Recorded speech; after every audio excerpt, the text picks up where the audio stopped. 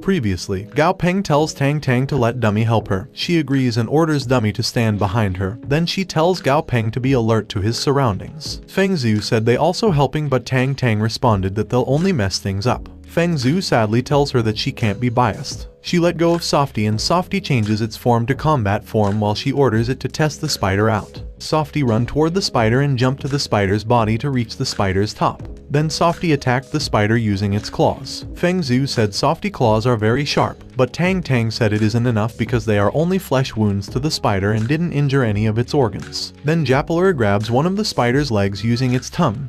Then Japalura pulled it, which made the spider fall to the ground, but it gets up faster and attacked Softy, but Softy avoided it. Then the spider attacked Softy multiple times using its web. Fortunately, Softy avoided it faster. Gao Peng said they can't go on like that. Although the female spider can't harm Softy, they're unable to launch any effective attacks on it either. Then Gao Peng ordered Dummy to use his blood thread heart. Dummy followed Gao Peng and used his blood thread heart, which made the female spider have a heart attack. But the female spider immediately recover, which made Gao Peng shocked because Dummy blood heart thread lose effectiveness so soon. But Gao Peng knows that battling a monster of a higher tier is pushing it, and they'll just need to stall the female spider as long as they can. Suddenly, the ground shakes violently, which made Gao Peng wonder if there was an earthquake. Then the earthworms come out under the ground and bite off one of the female spider legs. Feng Zhu excitedly said the promotion of the Shachuaman man-eating earthworm is a success. Gao Peng look at the earthworm and knows that the earthworm is different from the female spider. The monster was named Shachuaman man-eating earthworm lord and it was level 41. The earthworm grade is excellent and its attribute is earth. Also, its weakness is a fire type. The earthworm was going to attack the spider, which made Feng Zhu shocked while wondering why must the earthworm duke it out with the spider. The spider is a pseudo-lord that underwent a failed evolution, and its potential is practically zero. Feng Zhu also thinks that the earthworm should go and have a good talk with the desert ruler instead. Only that way can military reap the spoils. Suddenly the earthworm dig a tunnel, which made Feng Zhu realizes that the earthworm dig a tunnel because it wanted to escape from it. The female spider angrily digs the tunnel where the earthworm escaped. Gao Peng tells Feng Zhu that the female spider caused the tunnel to collapse in its rage, and now, the female spider had lost all trace of the giant earthworm. Feng Zhu tells Gao Peng is right and seems like their mission today was a success. Lai interrupted Gao Peng and Feng Zhu's happy conversation when he called Feng Zhu to look at the spider because it was acting weird. When they look at the female spider, it circles continuously. Lai said the female spider has been going in circles for a while now. Then he asks if the female spider had gone crazy because its food has escaped. Tang Tang responded that the female spider expended a lot of energy during the fight, so it must be hungry and it's purposefully gathering the earthworms together. When the female spider has done collecting the small earthworms, it used its web to trap the earthworms. Then the female spider uses one of its legs to grab the web with earthworms and eat it. Gao Peng sickly asks why the female spider looked like it's eating soybean paste noodle, which made Lai, Qin, and Feng Zhu look at him in disgust. Gao Peng asks why they're looking at him. Then Gao Peng looked at Tang Tang and said the female spider's injuries aren't severe, but he think they weren't able to catch it. Tang Tang tells Gao Peng to relax because he hasn't seen anything yet. Suddenly Softy screamed, which made its body release a black aura. Then Softy attacked and cut the female spider's leg fast, which made the spider shocked. Then behind the female spider, Japalura showed up and then released smoke from its mouth. Then Japalura bite off one of the spider's legs, which made the female spider scream in anger. Then the female spider attacked Softy, who got a light injury, and Japalura that got a mild injury. Gao Peng shouted at Tang Tang to tell her that the female spider is still very strong and they should play the long game instead. But Tang Tang just smile and tells Gao Peng not to worry because the female spider now can't run away. Suddenly Gao Peng noticed something in the sky, then the bird landed on the ground, which made Gao Peng shocked to see a bird-type lord. The bird monster named is Blood-Eye Bearded Vulture, extremely strong. It was level 42 Lord tier and its grade is normal. The bird's condition is healthy and calm and its abilities are a Power of Wind level 3 and Strengthened Stomach level 2. The bird's attribute is wind and its weaknesses are 1. Electric type 2, Fire type 3, Metal type and 4, Dark type. Also, the requirements for promotion to it excellent grade are 1. Dark Evolution 2, Divine Evolution 3, Blood Evolution and more. Feng Zhu tells everyone to be careful because he thinks the bird lord tier was probably attracted by the man-eating worm and the sued lord female spider is distracting it now. Feng Zhu also said as long as they don't provoke it, there won't be any danger. The bird bowed to the enemy, which made Feng Zhu shocked and asked why it was bowing its head instead of attacking the female spider, and that was against the nature of birds. Tang Tang responded that the bird is mourning for the monster, which made Feng Zhu confused. Gao Peng asks Tang Tang why it's mourning. Tang Tang responded that it watched too many movies and she thinks it was Priest, and then there was V for Vendetta and Hannibal. She said there were too many that she can't remember. Lai asks Tang Tang if the bird-type Lord Tyr is her monster. Tang Tang just responded that ladies like her need to have some self-defense methods when they're outside. Gao Peng wonders what kind of self-defense method is that, and he thinks he wouldn't be surprised if Tang Tang told him that his grandfather's familiar is a dragon. The bird look at the spider, which made the female spider shakes in fear. Then the bird shakes its head. Tang Tang called her beast rascal because of its bad habit. Gao Peng asks her what bad habit, while the three man behind them was listening carefully because it is a rare Lord Tyr familiar, and they want to learn about its habits. Tang Tang responded that her beast thinks the female spider is a scavenger and can only eat carrion instead of hunting prey, so it's adjusting its mentality right now, which made the three man shocked and wonder if the bird can adjust its mentality. Then Tang Tang tells his beast that the female spider isn't for him to eat. He just need to wound it severely and bring it back with them, which made the bird shocked. Then it exhales in relief, then ready itself to jump. The bird jumps high into the sky very fast and flies back very fast to attack the female spider, who currently shaking in fear. The bird attacked the spider and landed on the ground. Then the bird looks at them while licking the blood on its face. Feng Zhu said the pseudo-lord was conquered too easily. Then Tang Tang ordered her bird to cut the spider leg's tendons. The bird looks at its wings and put an aura around its feather, then cut the female spider's leg tendons. Tang Tang happily said the female spider can't escape now. Then Feng Zhu tells Tang Tang that her familiar is really strong. Gao Peng looked at Feng Zhu and said they'll be taking the female spider with them. Feng Zhu immediately agrees. Then Lai asks Feng Zhu if their mission is accomplished. Feng Zhu, who is still shocked, said he thinks so. After their mission, at Gao Peng's villa, Gao Peng was looking at a heavily injured and mobility impaired female spider. The current data of the spider monster's name is a horrifying violent female spider in pseudo-lord, and the required ingredients to promote it to lord are 0.5 kilograms of perfect stone, earth core, and flowing earth marrow serum. Gao Peng said there's only one option in the spider grade promotion column, which means that it only has one option to promote, and maybe because it lost a significant amount of potential, its evolution path is lacking. Also, Gao Peng said he had never heard of the ingredients that the female spider needed before, and it looks like the female spider won't be of any use to him. Then he asks Tang Tang if she wants the female spider. Tang Tang responded he won't need a spider because it was so damn ugly, and if he don't like it, he should give it to his grandfather as a test subject. Stripey heard Tang Tang words, which made Stripey shake in fear and sad. Tang Tang patted Stripey head and said she wasn't talking about him and their Stripey is the best. Gao Peng walked toward his door and asked her if she want to stay for dinner because it was already so late. Tang Tang responded maybe next time because she still need to find somebody to settle the female spider. Gao Peng opened his door. Suddenly Sad Dazai was flying toward Gao Peng, which made Gao Peng shocked and asked what was wrong. Then Dazai circled around Gao Peng while saying he wants to eat pork ribs. Gao Peng said there are no pork ribs left at home, and he asked Dazai if he thinks he can create pork ribs out of thin air. Suddenly Dazai had an idea. Then Dazai pointed to Dummy, who currently watching TV. Gao Peng and Dazai said it was interesting. Then Gao Peng prepared a large pot with boiling soup. Then he called Dummy, who had just done watching TV. Dummy walks toward Gao Peng while asking if the pot is something delicious that Gao Peng prepared for him. Dummy happily said although he's just a skeleton and can't eat anything, is happy that Gao Peng still didn't forget him.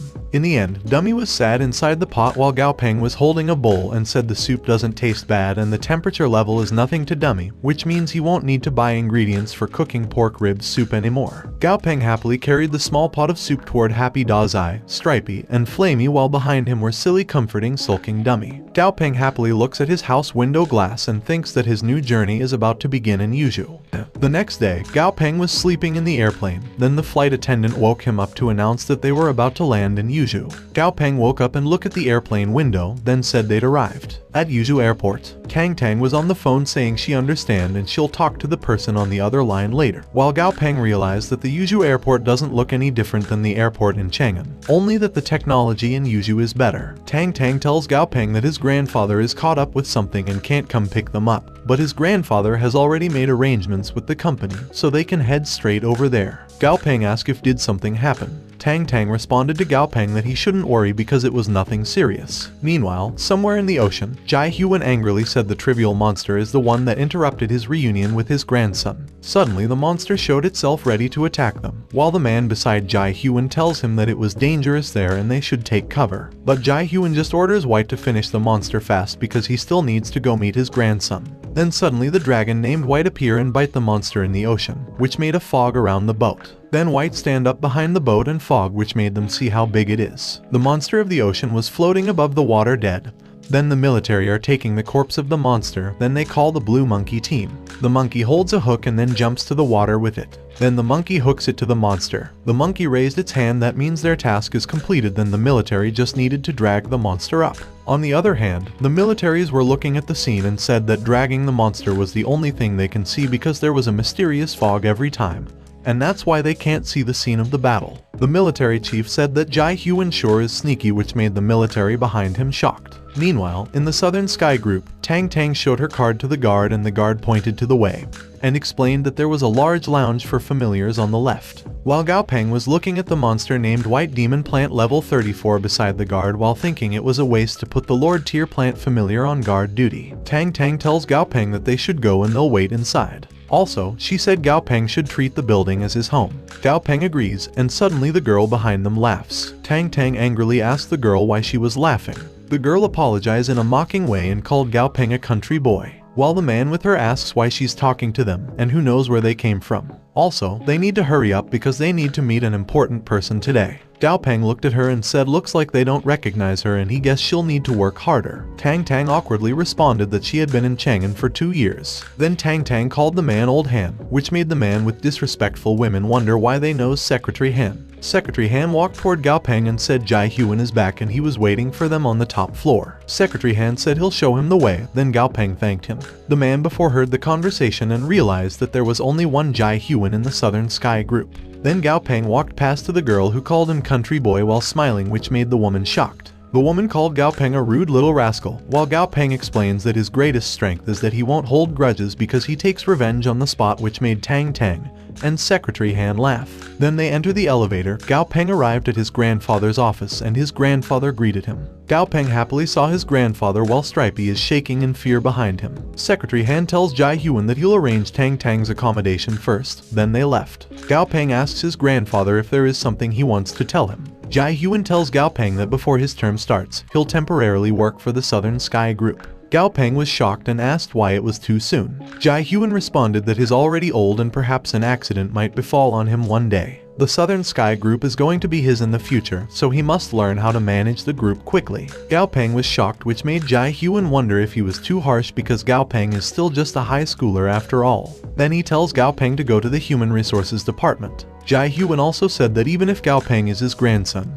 Gao Peng has to start from the bottom after joining the company. First, he needs to head to the Human Resources Department and stay there for 2 days. After that, he'll look for a chance to transfer him to the Research Department, and they'll build a lab, especially for him. Then he asks Gao Peng if he needs him to temporarily hide his identity. Gao Peng asks why hides his identity. Jai Hyun responded that he heard that young people nowadays like to play the pig to eat the tiger. Gao Peng said that's for other people and he doesn't have such a disgusting interest. Jai Hyun laughed and said no wonder Gao Peng is his grandson because Gao Peng doesn't have a type of disgusting habit, which made Gao Peng wonder if his grandfather read too many novels. Secretary knocked on Jai Hyun's office door and said the arrangements are done. Then Jai Hyun seriously tells Gao Peng to go on and Secretary Han will show him a different kind of battlefield. Secretary Han and Gao Peng proceed to walk toward the Human Resources Department. Suddenly Gao Peng noticed someone, which made Secretary Han ask Gao Peng what was wrong. Gao Peng just smiled and responded nothing.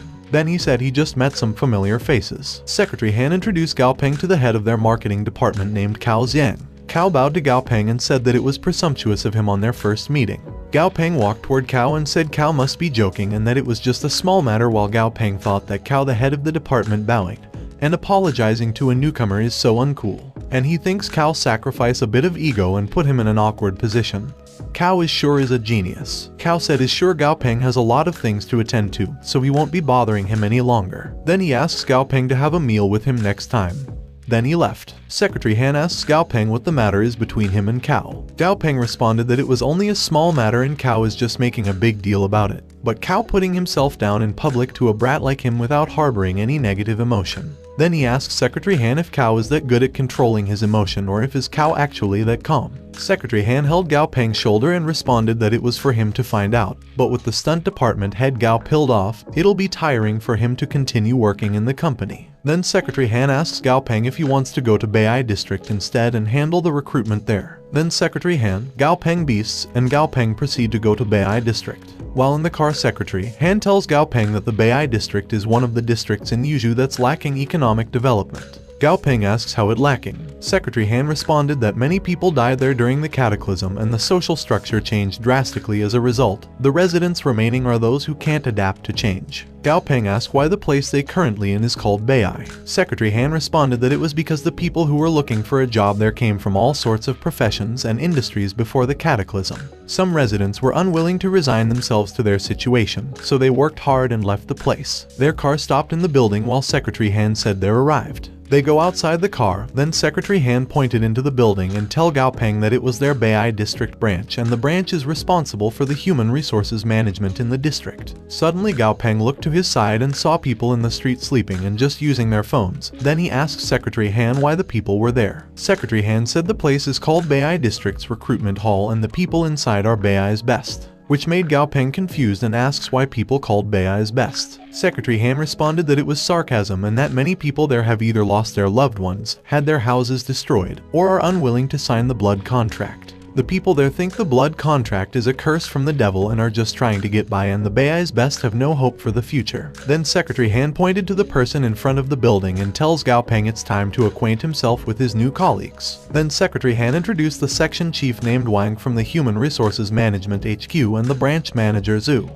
Gao Peng tells Wang to call him by his position because they're all colleagues, and Wang agrees immediately. Then Secretary Han walked toward the car and tells Gao Peng that it is a bit messy in there, but the management is relatively easier, and it's a good place to develop one's skills. Then Secretary Han said Jai Huan gave him other orders, so he'll be going now and Gao Peng should call him anytime. Gao Peng faces Wang and then asks Wang to give him a tour. Wang immediately agrees while calling Gao Peng young master, which made Gao Peng pissed. After a few hours, Gao Peng and Wang arrived at the gym. Wang called Gao Peng young master and explained that the place they just visited is the branch's warehouse, and the place they were currently in was their training center for familiars. Gao Peng look at Wang and order Wang to call him head Gao Peng, and every time he calls him by the wrong name his payment will be deducted. Immediately Wang agreed and called Gao Peng head Gao. Then Gao Peng called Wang wily old fox. Gao Peng asks Wang if every branch has such equipment. Wang responded yes and said basically every branch has the equipment, but no one uses it. Then Wang said those people in the Department of Security and the Central Security Bureau have more advanced and luxurious training venues and they go to the forest regularly for field training too.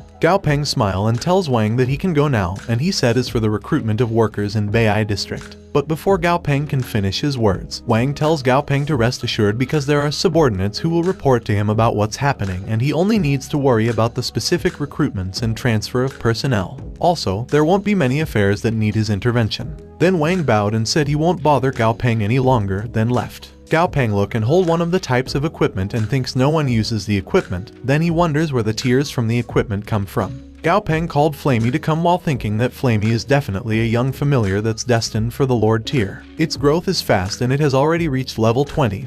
And once Flamey is promoted to the commander tier, it'll be an incredible combat power and it'll get rid of his problem of not having a flying type familiar. Gao Peng look at Fat Flamey, then asks it if it can still fly. Then Gao Peng points to the rings and tells Flamey to try flying for a bit and fly through the rings because he wants to see how much agility Flamey has left. Flamey started to fly toward the ring. Gao Peng said Flamey acceleration is top-notch among flying type familiars of that level. But Flamey flew toward the ring body instead, which made the ring break and Flamey landed on the ground, bounced twice, and got dizzy, which made Gao Peng trying not to laugh and dummy confused. Then Gao Peng walked toward Flamey and patted it while comforting it and saying that it was fine and he shouldn't be discouraged because he need to believe in himself and they will try something easier. Then Flamey tried to fly inside the ring again while Gao Peng cheered him, but Flamey hit the ring again and was thrown back. Then Flamey tried again and he perfectly got inside of the 3 rings. Flamey was happy, but suddenly he collapsed because of the training. Gao Peng disappointedly wonders what was happening to the result of harsh training and natural talent. Suddenly Flamey woke up and its data said Flamey level increased to level 21.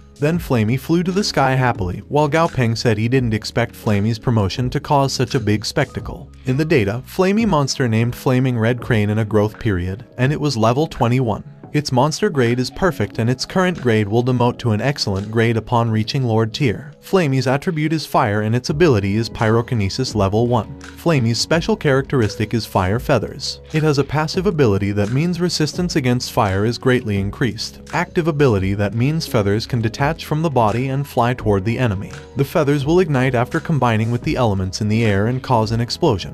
Gao Peng said Flamey both monster ability and special characteristic has been unlocked. The first passive ability is easy to understand, but he is not too sure about the active ability. Gao Peng noticed that the blast doesn't come from the feather itself, but it acted as a spark to ignite the elements in the air to cause an explosion. Gao Peng knows that the blast should be powerful and the only downside is the ability would use up Flamey's feathers. Gao Peng also imagined Flamey without feathers if the ability is used too often. Then he shouted Flamey if Flamey know that the form he was in when he got promoted will be his permanent form, which made Flamey shocked. Gao Peng laughed and said is joking. Then he looked at Dummy who currently working out and tell it that they should go. Dummy let go of the dumbbell and walks toward Gao Peng who is currently being shouted at by angry Flamey. The night comes. At the training center for familiars, one of the wall to the training center shake. Then some kid comes out of it with his familiar. The kid gives some equipment to his beast while telling it that they'll practice that equipment today. Suddenly a big shadow appeared behind them and someone asked how long have they been coming there. The kid faced Dummy and Gao Peng and responded that he had been going there for half a year. Then the kid apologized and said he know it was wrong, but before the kid can finish his words, Gao Peng said they should forget about it, but he ordered the kid to don't come through the hole in the future. The kid lowers his head sadly and apologizes to Gao Peng for using his equipment. Then the kid said thank you.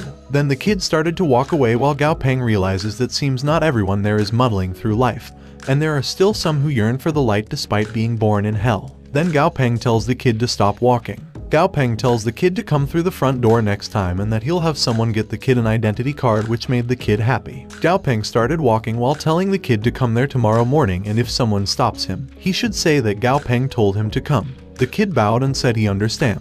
The next day, in the training center, Gao Peng and Flamey were training. Then Wang with a kid beside him from last night tells Gao Peng that the boy he mentioned had arrived and he has already made an identity card for him. Then Gao Peng walked toward the kid and asks what the kid's name was. The kid responded his name is Lai Junzong. Then Gao Peng pointed something behind him and tells Junzong that there was a shower room there and that Junzong should wash his familiar first, and then he can start training, which made Junzong very happy and agree. Junzong and his familiar ran toward the shower room, while Gao Peng looked at Junzong beast data. Junzong's familiar monster name is a blood scavenger rat in a heavy metal variant. It was level 4 with a status of mild injury and exhausted. The rat grade is excellent and its attribute is gold. Also, the rat weaknesses are 1. Fire type and 2. Light type. Wang said the kid's lucky to have picked up a monster from the sewers and to have made it listen to him. If it wasn't for the rat, a young orphan kid like Junzong wouldn't have been able to survive. Gao Peng asks Wang what he means by sewers. Wang responded that there are a lot of monsters in the sewers there in Beihai,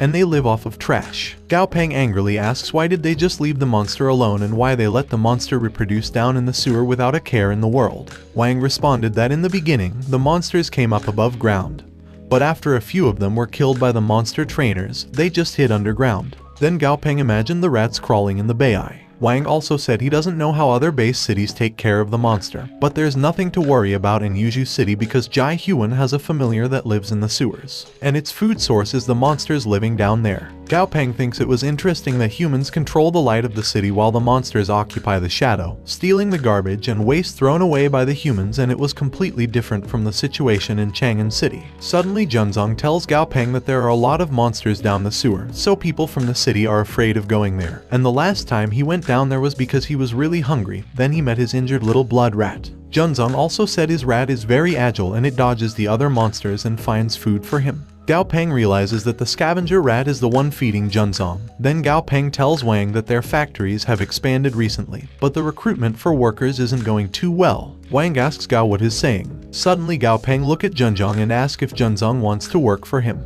Then Gao Peng tells Junzong that he's young, so his salary will be lower than others, but they provide food and shelter. Also, he'll be able to use the training center for free after work, which made Junzong shocked. Junzong happily agrees and thanks Gao Peng while Gao Peng thinks he is just too soft-hearted. The night comes. At dormitory Gao Peng's room, Gao Peng was shocked to see Dazai's level increase to level 25 because he just asked his grandfather to look after for Dazai for the day. Also, he wonders if his grandfather feeds Stripey some kind of top-tier ingredient. Gao Peng looked at Dazai and Stripey and said Dazai and Stripey are still far from reaching the peak of their potential, so their current leveling is in a rapid growth period. But skipping levels is too much. Then he wonders if he should drop his familiars more often to his grandfather. Then Gao Peng looked at Silly while thinking even Silly, who has always played a minor role, has been promoted to level 20, but it's being restricted by its grade so it wasn't able to break through to the commander tier. Gao Peng also remembers Silly has a wood-type healing attribute after evolving into a wood spirit jellyfish, and he should find a lab rat to test it out. Half an hour later, Silly tried to heal the injured rat. Gao Peng said Silly healing effect is way too weak, and that even if Silly healed the rat slowly, a small wound should be able to heal by itself, but Silly wasted that much time only to heal a third of it. Suddenly Silly gets something to its inventory. Then Silly happily gets juice, which made Gao Peng kneel to the ground while saying he gave up and wondering how weak Silly's healing ability. But more importantly, Silly looks so proud of itself. Gao Peng angrily stand up and shouted that it must be because the level isn't high enough, and he heard that most of the materials he asked his grandfather to collect are ready. Gao Peng also said when he gets back, Silly will be strengthened again, and it'll be useful on the battlefield once its level goes up, while behind him Silly just happily dances. Then Gao Peng noticed Dummy sitting and looking at the glass window. Gao Peng approached Dummy and asked it what's wrong. Dummy responded that he want to go back because he miss his daughter, which made Gao Peng shocked, and said he didn't know Dummy was already a father ape. Then Gao Peng tells Dummy not to worry because tomorrow they'll visit his hometown. The next day, Gao Peng and his familiars go to the Red Sand River Chuanshu. Gao Peng thinks the ships there are rather daring because a small ship they are currently in dares to sail along the river so boldly. Then Gao Peng asks the man controlling the ship if there's a monster below the river. The man responded yes, but he tells Gao Peng not to worry because all their ships there have one of the King Red Carp's scales attached to the bottom, and as long as they don't attack any of the monsters, they won't attack them. The King Red Carp is very nice, and all they need to do is offer it some monsters as a tribute and it'll reward them with some of its scales. Its scales can protect them from being attacked by monsters while they sail along the river. Gao Peng looked at the man while thinking that he never heard anything like that before, but he was not surprised if any news of the government being unable to protect its citizens and forcing them to resort to worshipping monsters for protection got out, the government's reputation would be tarnished. Gao Peng looked at the forest beside the river while thinking that in order to maintain the security of a base city, they'd need at least a Lord tier familiar or monster. Yuzhuo and Chang'an both have the best monster trainers protecting their places, so they don't have to worry about a monster invasion from the surrounding forests. But it's different for a small base city. The man pointed to the forest and said they'd arrived. Gao Peng looked at Dummy and asked if he was familiar with the place while Dummy looks at the forest. Dummy looks at one side of the forest and remembers that he was happily looking at his wife and daughter while the other red apes are chatting. Suddenly the net falls from above and traps him. Dummy signs to his wife and kids to run away. On the other hand, Dummy was checking the land while Gao Peng was sitting on Stripey asking Dummy if that was the trace his family left behind. Dummy looked at Gao Peng and responded that the trace is from a few months ago. Gao Peng tell Dummy it was alright and that maybe they moved elsewhere. Suddenly Dummy hears something which made Gao Peng ask what's wrong. Then Dummy jumps somewhere while Gao Peng asks Stripey to follow Dummy. They ended up at the top of the falls, looking at the other apes showering in the falls. Gao Peng looked at sad Dummy while thinking it was his first time seeing Dummy so emotionally. Then Gao Peng tells Dummy to go and take a look because they're Dummy's family after all. Then Gao Peng reminds Dummy that Dummy is once the king of his tribe.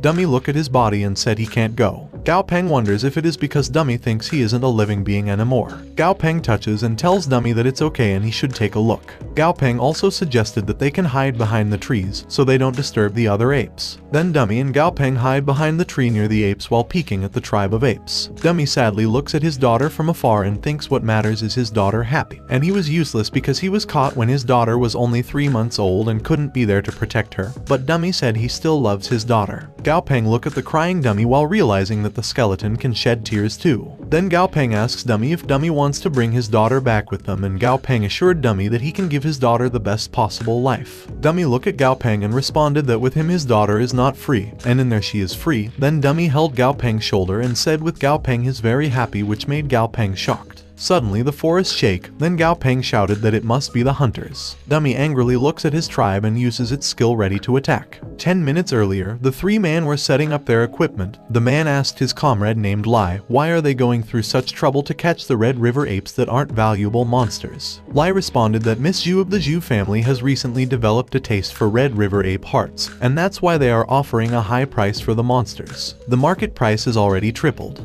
The two men look at each other happily because the Zhu family triples the price. Lai pointed his gun at one ape while saying it's its smooth and glossy fur that he can tell that its heart would definitely fetch a good price from just one look. Lai also said the apes are just a bunch of normal tier monsters and it's the shores of the Red Sand River, so there's practically no chance of running into any powerful monsters there. Then he said their hunting game begin. Lai shot the ape, but he misses and the ape was shocked. Lai angrily said he missed, then he tells his comrade that they need to upgrade their weapons after their hunting. Suddenly, one of his men shouted that they have a situation while looking at the bush behind him. Lai orders his beast to go into the bush, then the beast jumps to the bush while the other man orders his comrade to grab the things and hide in the trees. Suddenly, they heard something behind the bush, then something thrown out of the bush. When it landed on the ground, it was Lai's beast dead. Lai, who is currently on the branch of the tree, can't believe that his iron-backed wolf is dead so fast. Then Dummy angrily popped out of the bush and did walk toward the shaking kid ape on the ground while the other ape tried to stop its mother to go near. The ape smelled Dummy, then it stand up and walked toward Dummy. Dummy lifts it up and puts it on his shoulder. On the other hand, in the tree, the other man said to Lai that they were doomed because the ghoul-type monster is on the same side as the Red River apes. Lai responded that they don't have weapons that can harm a commander-tier ghoul-type monster and they're trapped.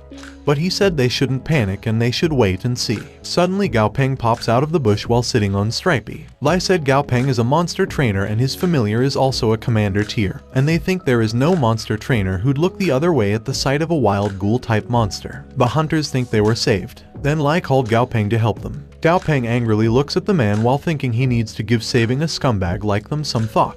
Dummy patted his daughter's head and tells his daughter to not worry because he'll protect her. Gao Peng tells Dummy that he'll watch Dummy's daughter for him. Then Gao Peng ordered Da Zai and Flamey to protect Dummy's daughter, which Da Zai and Flamey did. The man shouted at Lai to say that the monster trainer is on the same side as that ghoul-type monster. Lai ordered his comrade to not be so loud. But Dummy angrily was walking toward them, which made the man scared. Then Dummy punched the tree in half, which made Lai fall to the ground. Lai holds his ribs in pain because he thinks his ribs are broken. Then Dummy walks toward Lai while holding Lai's comrades. Lai was shocked that both of his comrades were caught, then he tried to stand up to run. But Gao Peng noticed him and orders Stripey to use its spider web on Lai, which made Lai trapped on the ground. Gao Peng and Dummy stand in front of Lai while Lai was begging for his life and said his mother is already 70. And his father is 72. His older and younger brothers both died during the cataclysm, and right now there's only him in the family, and without him, his parents and his 13-years-old child will all starve to death. Then Lai said he can give them all the Red River apes they'd killed, and he said they're all humans. Then he begged Gao Peng to have mercy on them. Gao Peng asks why they killed the apes, and Gao Peng asks if they aren't catching the Red River apes to make them familiars. Lai shakingly responded that if it wasn't for the Zhu family's second daughter having a familiar that likes to eat the heart of the apes. Then Lai asks who would come to hunt the worthless monkeys. Gao Peng grabs Lai's shirt and angrily asks if they're slaughtering all the Red River apes just to appease the Zhu family's second daughter. Lai shakingly responded yes, because the Zhu family is one of the most powerful influences in Yuzhou City. Lai's comrade tells Gao Peng that it was all Lai's idea. And Lai's comrades also said Lai was the one who said they could mark up the price if they killed all of the Red River apes so that the other teams could not get their hands on them. Gao Peng just turned around. While walking away, Gao Peng tells Dummy that Dummy can take care of the three men as he sees fit, and they'll wait for him by the river. While Lai called Gao Peng and warned Gao Peng that nothing good will come out of opposing the Zhu family, and that if Gao Peng let go of him, he will deal with the Zhu family for him. Dummy called for the other apes, then he tells the apes that an eye for an eye, a tooth for a tooth, before starting to walk away. The apes angrily look at Lai, which made Lai shake in fear while begging the apes to go away. A few minutes later, Gao Peng and his familiars were heading back, while Dummy is happy with his daughter. Gao Peng called his grandfather and said he don't think he did anything wrong. But why is he feeling down? Jai Huan asks Gao Peng if he regrets it, and Gao Peng responded he don't know. Jai Huan changed the question and asked Gao Peng if he were given another chance, would he stop his familiar? Gao Peng responded no. Jai Huan said the answer is right there, and he called Gao Peng a faker. Then Jai Huan tells Gao Peng to stick true to his belief and do what he wants to do, because in the outside world, he won't lose by being a bit more ruthless, and Jai Huan said he'd rather see others lose than see Gao Peng lose to them. As for the remaining Red River apes, Jai Huan said he'll have someone bring them back to Yuzhou and provide land for them to live. As long as there is demand from the Zhu family, there will be countless poachers. Then Jai Huan said is busy and that Gao Peng should play by himself, then hang up. Gao Peng tells the man who owns the boat that they should go down and take a look at the red carp. The man corrects Gao Peng and said it was King Red Carp. Then the man explained that the King Red Carp can understand their language, so he shouldn't say it wrong next time. Gao Peng responded he understood. A few hours later, the man pointed to the people on the bridge and said the place where the sacrificial ceremony will be held over there, and the sacrificial monster's level and grade are used to determine the level of contribution. The scale would then be distributed according to the person's contribution level. Gao Peng asks the man how the King Red Carp deliver the goods, which made the man confused. Suddenly the water in the river made a sea typhoon. Then the monster named Dragon Blood Red Sand Carp arrived. It was a red sand river lord with a level 44 lord tier. Its grade is perfect and its attribute is water. The King Red Sand Carp skills are water mastery level 3 and hardened scales level 2. The people on the bridge said the King Red Carp arrives and they should take out their sacrifices fast. The people put their sacrifices in the water, then the King Red Carp used its water skills to make the food move toward him. Then it eats the food happily. In exchange, the Red King Carp spits out something circle out of its mouth toward the people on the bridge. The something circle that the King Red Carp spit out landed on the ground into pieces, while the people were shouting that everyone shall take the scale in the order of offering sacrifices or else they'll anger the King Red Carp. On the other hand, Gao Peng said this was the first time he had seen a veteran lord use its ability. The King Red Carp hydrokinesis is just as mystical as in fairy tales. Then Gao Peng said he wished he could take a closer look. Then Gao Peng said he wonder what his grandfather's lord tier familiar is, and he knows a wild lord can't be observed up close, but he wonder if he can touch one that belongs to his family. Meanwhile, at South Africa Lusaka, in the middle of the road, a portal suddenly popped out of nowhere, which made the alarm system open. The other people panicked while saying that there was a high-energy spatial reaction nearby,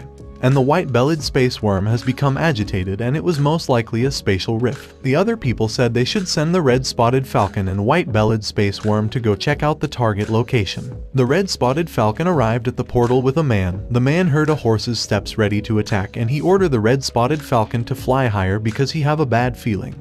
But before they can fly higher, the man shouted in pain. Then the horse with the body of a human and the head of a horse cut the man and red-spotted falcon in half. The monster landed on the ground and run. Meanwhile, at Jai Hanwoo's villa in Yuzhou outskirts, the television report said Lusaka has experienced a high-energy reaction. A new active spatial rift has appeared and is warmly welcoming monster trainers from all across the world to head over to the city. Gao Peng asks his grandfather if shouldn't the appearance of a spatial rift be treated as something serious, and why it feels as if it's something very good. Jai Huan responded that the spatial rift is dangerous, but which place isn't dangerous these days? Up until now, only 3 spatial rifts have been discovered. The temporary spatial rift only appeared during the early period of the cataclysm and none of them have shown up within the last 2 years. Jai Huan also said those who think they're strong see the appearance of the spatial rift as an opportunity instead. Spatial rifts mean new familiars and more importantly, new familiars from other worlds. New things are always popular and Gao Peng should understand that the logic is the same no matter where he goes. Then Jai Huan showed a card and he told Gao Peng that it was the card to the villa's laboratory, and that the materials he wanted him to help him look for have been mostly found. Then Jai Huan said Gao Peng should see if he can put the materials to use. Then Jai Huan says, if he wants to raise his familiars, he can look for the advanced level monster breeders in the company. Consulting with them should be better than experimenting on his own. Gao Peng thanked his grandfather while thinking his grandfather doesn't know that he has the system, and the system is way much more reliable than any advanced level monster breeder. Jai Huan stands up and tells Gao Peng that he needs to rest there for 2 days because he had just come back. Gao Peng asks his grandfather if he can see his familiars. Jai Huan responded that his familiar named White is there, but Gao Peng needed to find it himself. After a few hours, Gao Peng goes to the backyard lake while thinking he had searched the whole house, but he couldn't find White. Then Gao Peng take off his shirt and said on such a hot summer day, he should just enjoy a cooling bath in the lake. Then he jumps into the water with silly and relaxed while saying the water is really cooling. Suddenly Gao Peng was confused while wondering why he's flying. Gao Peng continuously flew to the water while he calling Flamey for help. But Flamey was scared of the monster looking at him. Still, Flamey flies to help Gao Peng while convincing itself to don't look down. On the other hand, on the balcony, Jai Huan tells White that Gao Peng is his little master, so he needs to play gently. Suddenly, Gao Peng stopped flying into the water, then Flamey comes to save him. Gao Peng holds onto Flamey leg, then Flamey gets down Gao Peng onto the ground. When Gao Peng looked back, he was shocked to see a real dragon looking at him. The dragon monster was named White Aquatic Dragon and it was level 50 Lord tier. White had a perfect grade and its attributes are cloud and water. White condition is healthy and acting cute, and its monster skills are water control level 4. Cloud Control Level 4, and Hardened Scales Level 3. White's special characteristics are Cloud Walker and Rain Armor. Effect 1. Passive skills are when within clouds, fog, or cloud-type environment. The aquatic dragon's agility and speed will be greatly increased. Effect 2. Passive skill is when within lakes, oceans, rivers, storms, or other water bodies and water-type environments. The aquatic dragon's scales and claws will become much harder and more powerful. Also, the effect is stackable. White requirements for promotion to epic grade are 1. Pureblood Evolution, 2. Calamity Evolution, and 3. Water-type Evolution. Gao Peng excitedly said although both have the blood of a dragon, the white aquatic dragon definitely easily surpasses the dragon blood red Sangcarp in both level and ability. Gao Peng carefully walks toward White while thinking White's special characteristics are both passive skills. One increases its speed and agility, and the other increases the hardness and power of its scales and claws, so he can imagine just how terrifying its physical capabilities are. Gao Peng tried to touch White while saying White Dragon is the highest leveled familiar that he had ever encountered, but maybe because he's an ally it has fully suppressed its aura and he doesn't feel an ounce of pressure from White. Suddenly White looked at him, which made Gao Peng shocked and fear. Then Gao Peng stretched his hand and said he's so sleepy while thinking White is stingy, and he thinks he won't be able to pat it. Then Gao Peng turned around and said he's bored and is going.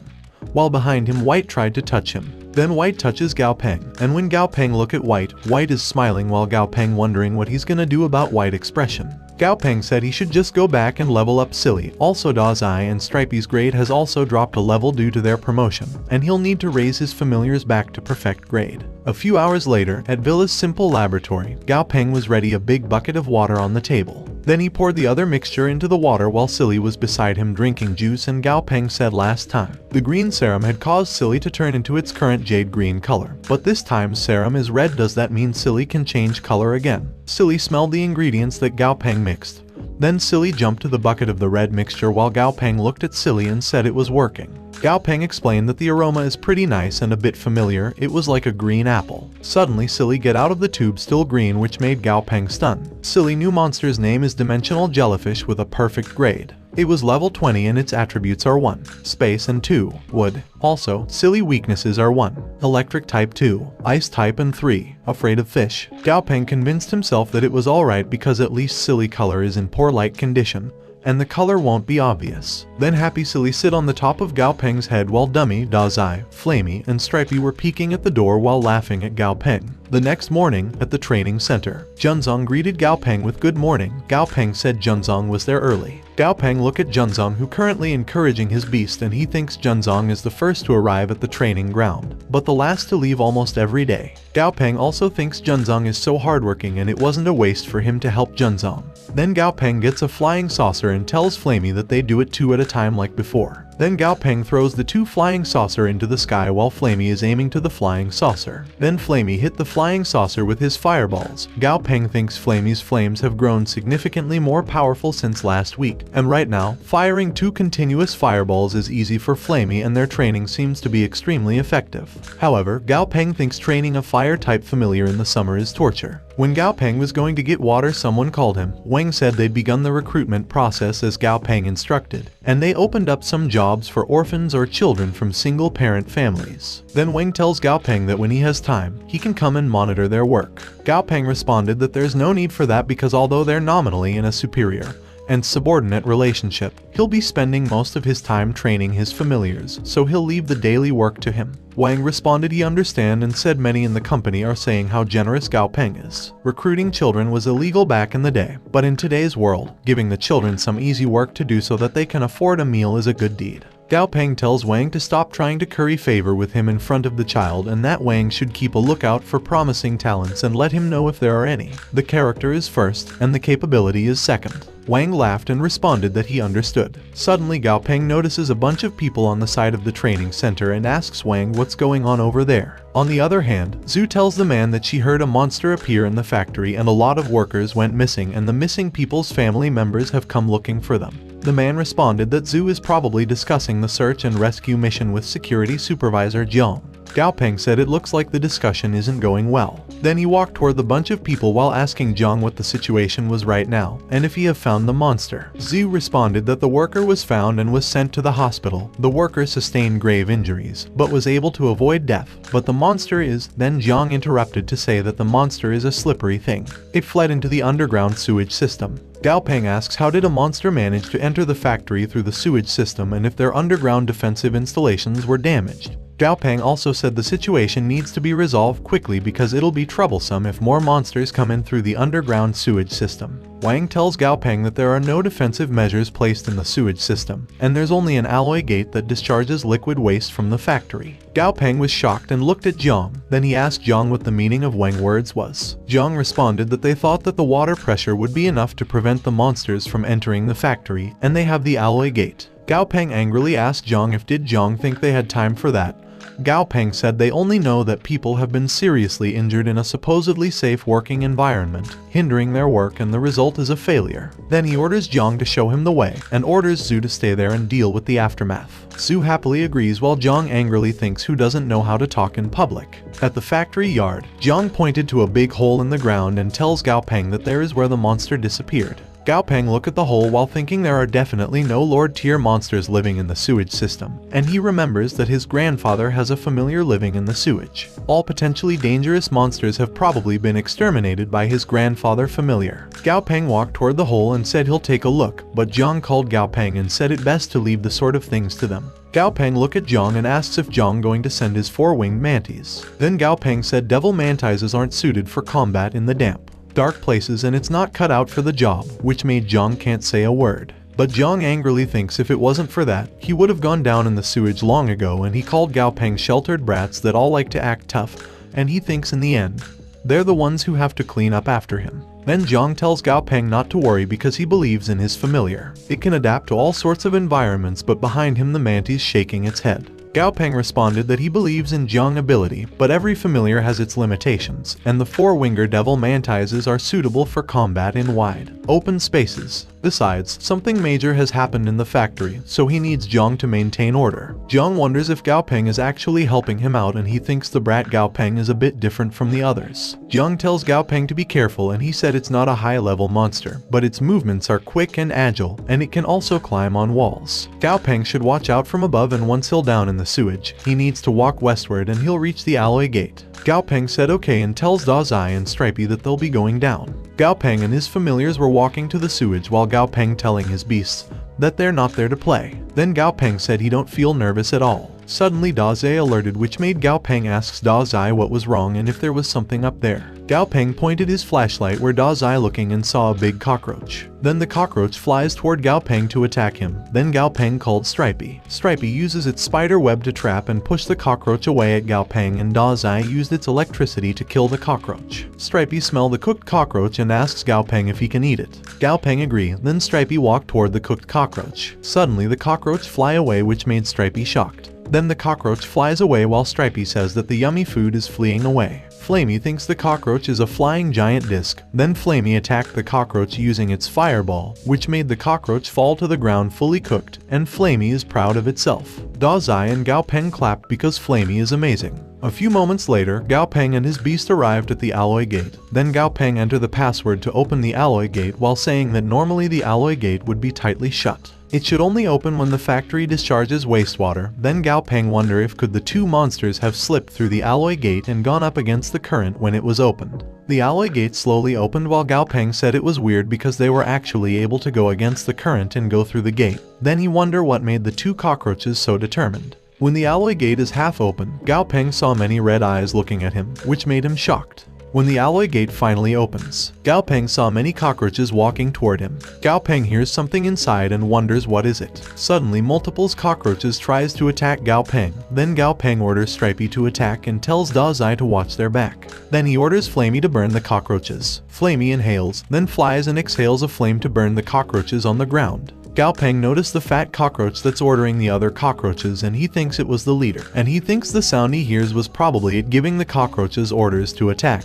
Then Gao Peng orders Stripey to attack the cockroach leader first. Stripey bulldozes his way toward the leader while the cockroaches that are in its way fly in the air. Then Stripey saw the cockroach leader and bite its head out. After the cockroach leader got killed, Gao Peng saw the other cockroaches dispersed, and he think the gigantic cockroaches were the cause of the factory's accident, and the numbers are there. There'll always be 1 or 2 cockroaches who coincidentally rush inside the factory when the door opens. Suddenly Gao Peng saw Stripey upside down on the ground.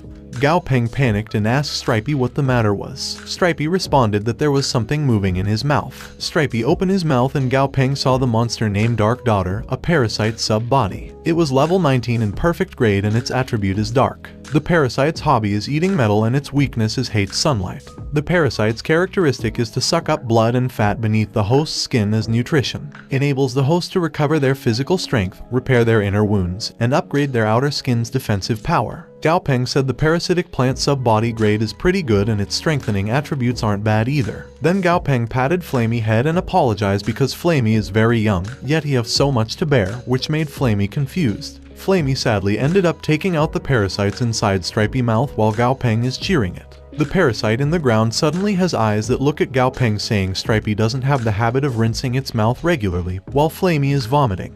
The parasite run in the other direction. Then Gao Peng looked at Dazai and tells Dazai that they'll be counting on Dazai's sense of smell to swing by their new friend's place for a cup of tea later, and they'll find the main body if they follow the sub-body. Suddenly the tunnel moves, which made Gao Peng panic.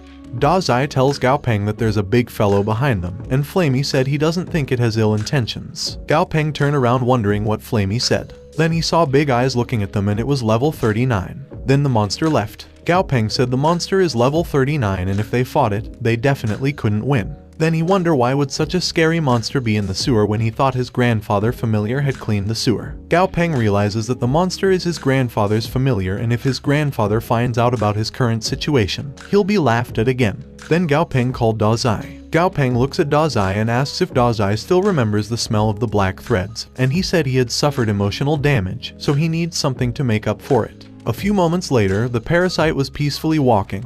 Then Gao Peng pointed the flashlight to it and said he find it, which made the parasite shocked. The parasite tried to run again, then Gao Peng ordered Flamey to block the parasite's way. Flamey made a barrier using its flame, which made the parasite stop.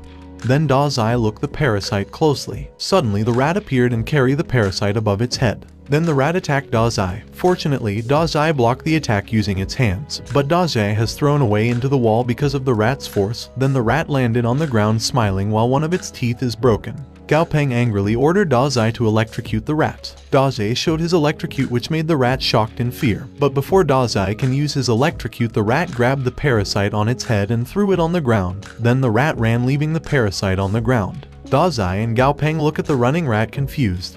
Then Gao Peng said it seemed like the rat-parasitic relationship is more similar to symbiosis, and the Dark Daughter can't give a forced command to the host, but it's also good that way and all he needs is its ability and not its thoughts. Then Dazai, Flamey, and Gao Peng looked at the parasite. Then Gao Peng said struggling is futile while laughing. Gao Peng and his beast got out of the tunnel. Wang asks Gao Peng how's the situation. Gao Peng responded that the problem was already taken care of and they need to get someone to fix the crack in the ground. Then Gao Peng hand the parasite to Dummy and tells Dummy to take the parasite. Then he orders Dazai, Flamey, and Stripey to head back first to rest. Dummy holds the parasite that currently moving and trying to escape. Then the parasite throws a piece of it to Dummy, and then the parasite goes inside Dummy, which made Gao Peng think the parasite is a bit dumb because it's searching for blood and flesh on a skeleton. Dummy hit the parasite, which made the parasite stop moving. Then Gao Peng asks Dummy what is he doing. Dummy responded that the parasite is squirming and it tickles him and he don't like it. Then Gao Peng gets something in his bag while asking Wang to find a bulletproof glass box to keep the parasite. Then Gao Peng answers his phone, and Jai Hyun tells Gao Peng that he can come back now. Gao Peng responded he just arrived there not long ago and he haven't managed to get anything done yet. Jai Hyun tells Gao Peng that Gao Peng personal laboratory is ready. He needs to come back and have a look at it. Gao Peng happily responded that he'll head to the villa right now. A few hours later, inside a cave behind the lake of Jai Hanwoo's villa, Gao Peng tells his grandfather that his laboratory is a little too high profile. Jai Hyun responded it's nothing. Then he orders Gao Peng to touch the beam of light. Gao Peng walked toward the beam of light and touch it. When he touched it, the light released a pink light around his hand. Then the laboratory door opened, which made Gao Peng shocked and think that the laboratory is way too posh. Gao Peng entered the laboratory and saw beautiful gadgets and equipment. Jai Hyun asks Gao Peng if he was satisfied with the laboratory, and if not, they can build another one. Gao Peng happily responded that he is very satisfied. Then Jai Hyun introduces Gao Peng to two people that the only advanced monster breeder in their company. Then Jai Hyun said the name Deng Yimao and Zhu Himing. Deng Yimao greets Gao Peng, while Zhu Himing tells Jai Hyun that he was in the middle of an experiment. Jai Hyun tells Himing that the 20% increase of the experiment budget this month, which made Himing laugh and said Jai Hyun is wise. Then Jai Hyun introduced Gao Peng to the two monster breeders and said Gao Peng is an intermediate monster breeder. Deng said to be an intermediate monster breeder at a young age is indeed outstanding. Jai Hyun laughed and said Gao Peng talent is just normal, and they should stop praising Gao Peng or else Gao Peng will become arrogant. Then Jai Hyun looked at Gao Peng and said he invited Deng and Himing there to help Gao Peng with his experiment, and if there was any experiment Gao Peng wants to do, Gao Peng can seek guidance from Deng and Himing. But Gao Peng tells Jai Hyun that he wanted to create a few evolution agents first. Then Gao Peng said he discovered a few evolutionary pathways of some familiars and they can directly create experimental drug agents for them. Also Gao Peng said if they could produce standard drug agents, they could definitely make a considerable profit selling them while increasing the Southern Sky Group's reputation. Jai Hyun, Himing, and Deng were silent for a moment.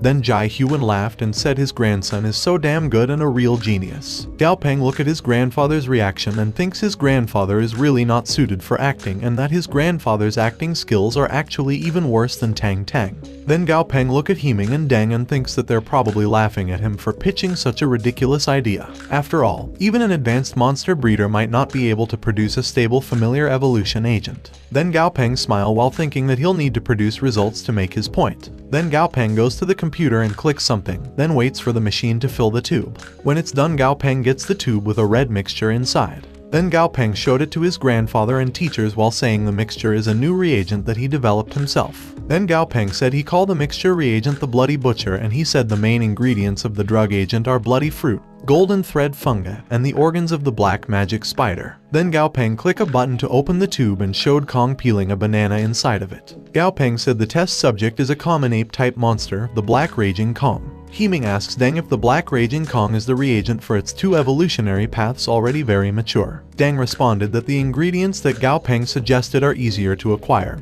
and if the reagent can successfully evolve the Black Raging Kong, then it'll be a very successful improved version. Gao Peng heard his teacher's conversation and smiled while thinking that in the first experiment, he naturally need to leave his teacher with an exceptionally deep impression. Then Gao Peng released anesthetic spray into the tube where the Kong was, which made the Kong sleepy while Gao Peng explained that because the experiments is a bit intense, a large amount of anesthetic spray is required. Then the machine injects the mixture into the sleeping Kong. After the mixture is injected, it releases red smoke. Then the red smoke made a circle that contained the Kong inside, which made Deng shouted that it was never before seen reaction. Deng looks closely at the tube, waiting for the experiment result while thinking that just having the kind of intense reaction is worth researching, and even if the experiment fails, he can still discover many useful things from the experiment. Deng also thinks Jai Hanwoo's grandson is really something. Suddenly Kong's eye opens and the Kong breaks the circle to get out, then the Kong showed itself successfully evolved. The data said a Kong monster's name is a Blood Raging Kong in a special bloody evolution. It was level 10 with an excellent grade and its attribute is blood. The Kong monster's preferences are quiet and light music and its weaknesses are 1. Septic bloodberry and 2. Grasshoppers. Also, the requirement for its promotion to a perfect grade is 1. Advanced bloody evolution. Deng told Jai Hyun that it was astounding and that he had never seen that kind of evolution method before. Jai Hyun asks Deng if he's saying that no one has discovered that kind of monster before. Deng responded yes, and there is no such ape type currently known. Then Deng ordered Himing to test the Kong with the Soul Crystal Obsidian, which Himing immediately followed. Gao Peng asked Deng what is a Soul Crystal Obsidian. Deng responded that the Soul Crystal Obsidian is a type of natural stone. It's a mutation of obsidian. After being treated, it can be used to test the grade of any monsters below the Lord tier. The Soul Crystal Obsidian showed a color blue, which made Himing shouted that the result is out and blue means an excellent grade.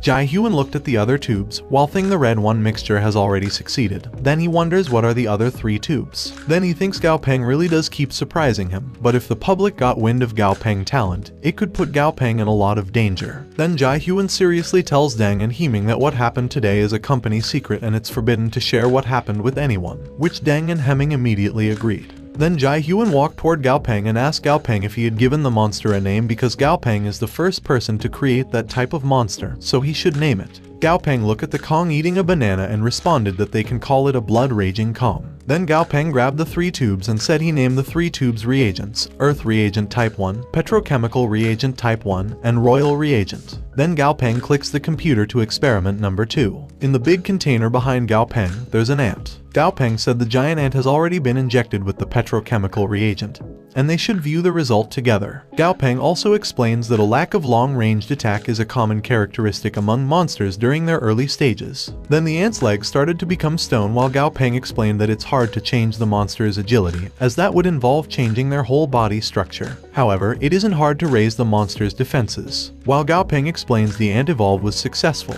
the ant's new monster's name is Stone Hard Ant. It was level 7 with an excellent grade and its preference is 1. Sugar water and 2. Tree sap. The ant condition is healthy and inflated. Gao Peng said the ant evolution is the result of the reagent and he'll call the ant Stone Hard Ant. Heming pointed the soul crystal obsidian to the ant. Then the crystal released a blue light which made Deng said the ant is also excellent grade. But Gao Peng clicked the experiment number on his tablet and said is not finished, and they should take a look at the result of the royal reagent. The container showed a bird, and Gao Peng said it was the wolf mountain sparrow, a common bird-type monster in Shisheng. The bird evolved from the russet sparrow that had existed before the cataclysm, and the sparrow isn't very big, but it's fast. Moreover, it has a fierce temperament. The inside of the sparrow's beak is covered with sharp teeth. After the royal reagent was used, it evolved into an emperor wolf mountain sparrow, and its grade went from normal to excellent. However, Gao Peng sadly said the royal reagent has a small defect. The continuous use of the royal reagent can evolve a monster to perfect grade, but it also makes it harder for it to be promoted to Lord tier. Deng and Heming were shocked while thinking a reagent that can guarantee a monster's evolution to perfect grade with continuous use, and the only drawback is that it'll be harder for it to be promoted to Lord tier. Gao Peng called it a defect. Then Gao Peng explained that the Earth reagent can evolve the Golden Light Dog into the Earth Golden Light Dog, and its grade will be increased by 1. Also, its strength and toughness will also experience varying degrees of increase. Jai Huan held Gao Peng's shoulder and laughed. Then Jai Huan tells Gao Peng that in the future if Gao Peng need any materials, he just ask him. Also, Gao Peng only needs to tell him any results from his future experiments. Jai Huan said Gao Peng doesn't need to report it to anyone else in the company. Gao Peng responded okay. Then Jai Huan ordered Deng and Heming to prepare to mass-produce the Bloody Butcher reagent, the Earth reagent Type 1, and the Petrochemical reagent Type 1 and sell them to the public, but the Royal reagent has more value, so they won't sell it yet. Heming and Deng bowed to Jai Huan and Deng said they'll return to their positions. While walking, Heming tells Deng that youngsters nowadays are terrifying and he's afraid that Gao Peng isn't that far behind him. Deng responded that perhaps Gao Peng will surpass them in less than 2 years and their path is no longer lonesome. On the other hand, Gao Peng thinks that having a personal laboratory is just to make it convenient for him to produce reagents to hand to his grandfather, and with the system, he doesn't need to carry out experiments to research the evolutionary pathways of monsters. Gao Peng also thinks staying in the laboratory is just a way to enjoy the air conditioning and waste time. Then Gao Peng asked his grandfather if there were any expeditions being organized by their group lately. That made Jai Huan shocked and asked Gao Peng if Gao Peng is interested in the wild and want to be a world hunter. Gao Peng happily asks his grandfather if he doesn't think world hunters are cool. Jai Huan said there's a very special group in the monster trainer community known as the World Hunters, and every world hunter has their own title. They are celebrities in the monster trainer community and are also one of the most unique and powerful monster trainer organizations. Unlike most inactive monster trainers, they would go deep into the mountains and explore unknown areas where humans hadn't set foot yet, and they are the explorers of the world and the warriors of the wilderness. The military needs to defend the base cities and protect humanity. Nearly half the known areas that humans have explored so far have been scouted by world hunters. Gao Peng excitedly tells Jai Huan that just thinking about world hunters makes him excited.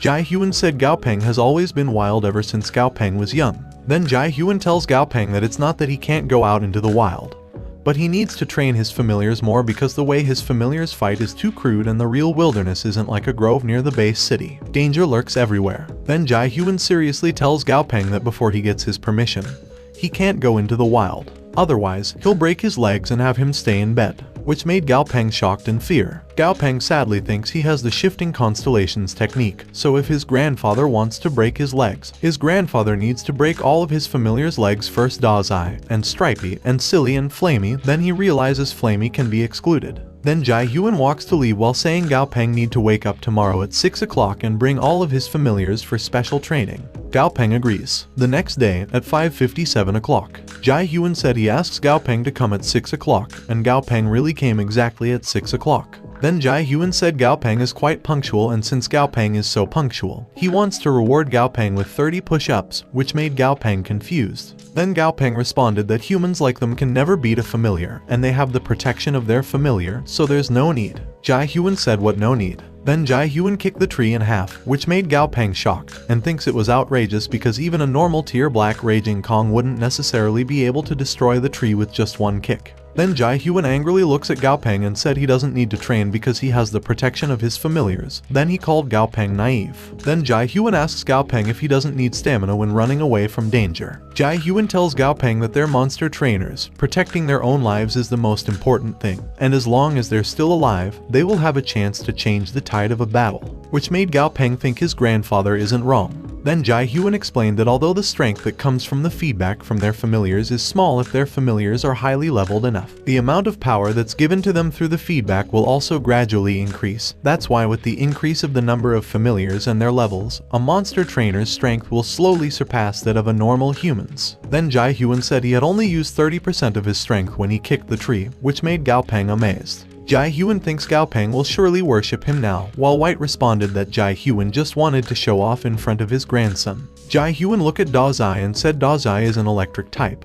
and he has a familiar who may be able to give Da Zai a push. Then Jai Hyun called his Thunder God to come out. The monster named Thunder God Snail showed. It was level 39 with an epic grade and its attributes are electric and water. Thunder God state is healthy and stable and its skills are Thunder Mastery level 3, Water Mastery level 2, and Hardened Shell level 3. Thunder God's special characteristics are Electric Shell. Effect 1, passive skill is Thunder Mastery +1. Effect 2, active skill fully releases all the electric energy saved in its electric shell, creating a catastrophic thunderstorm within a certain range. Also, Thunder God's requirements for promotion to legendary grade are Thor's Stone ×1 and 30 tons of healing water. Jai Hyun said he found the Thunder God snail in the ocean. It isn't very strong, but it has a very gentle character that should be enough to train Da Zai. While Da Zai is shakingly hiding behind Gao Peng, Gao Peng realizes that it really was his grandfather familiar that they saw in the sewers. Gao Peng looks at Da Zai and tells Da Zai to go on, and the Thunder God snail's attribute is similar to Da Zai. Gao Peng also tells Da Zai that Da Zai should know that Thunder God is his senior, and he needs to listen to his senior, but Da Zai disagrees and shakes his head.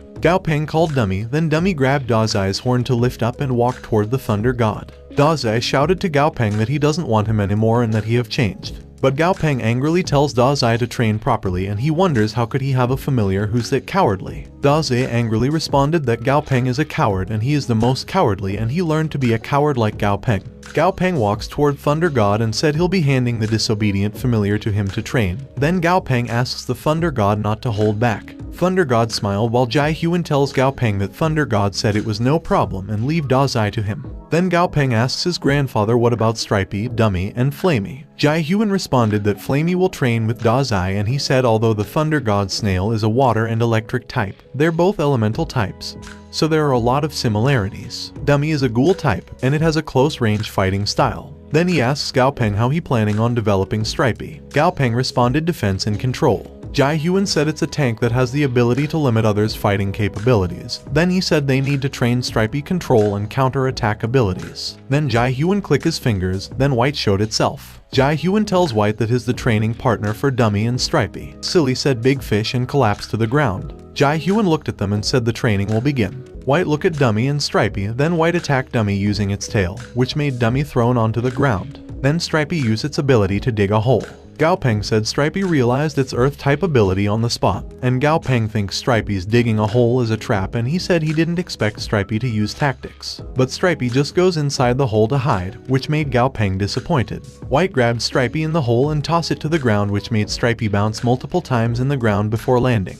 Then Stripey stand up and its state change into Berserk. Gao Peng shouted that it'll be troublesome if Stripey goes crazy. Then Stripey attacked White, but White just flicked Stripey which made Stripey sink to the ground. Dummy saw it and angrily attacked White. White attacked Dummy using its tail which made Dummy thrown to the ground again. But White was shocked because Dummy landed a hit on him. Jai Hyun laughed and said that Dummy actually landed a hit on White. But Dummy and Stripey still need more training while beside him Gao Peng is pushing up and Gao Peng thinks although the gap in levels is quite big, they were defeated way too quickly. Then Gao Peng look at Da Zai and Flamey with Thunder God. Da Ji sadly tells Thunder God that Thunder God is powerful and is not as powerful as him. Thunder God responded that he'll show Da Zai what he could do when he was at Da Zai level. Then Thunder God used his power and said that was his true power. Da Zai looks at Thunder God powers amazed. Thunder God said it's not as hard as Da Zai think, and for them controlling electricity is a natural talent. Just like how Da Zai can walk with the 100 of legs Da Zai have, and that is Da Zai talent. Thunder God also said Da Zai can be able to do it if Da Zai practices, but for Flamey walking with hundreds of legs at a time is something impossible.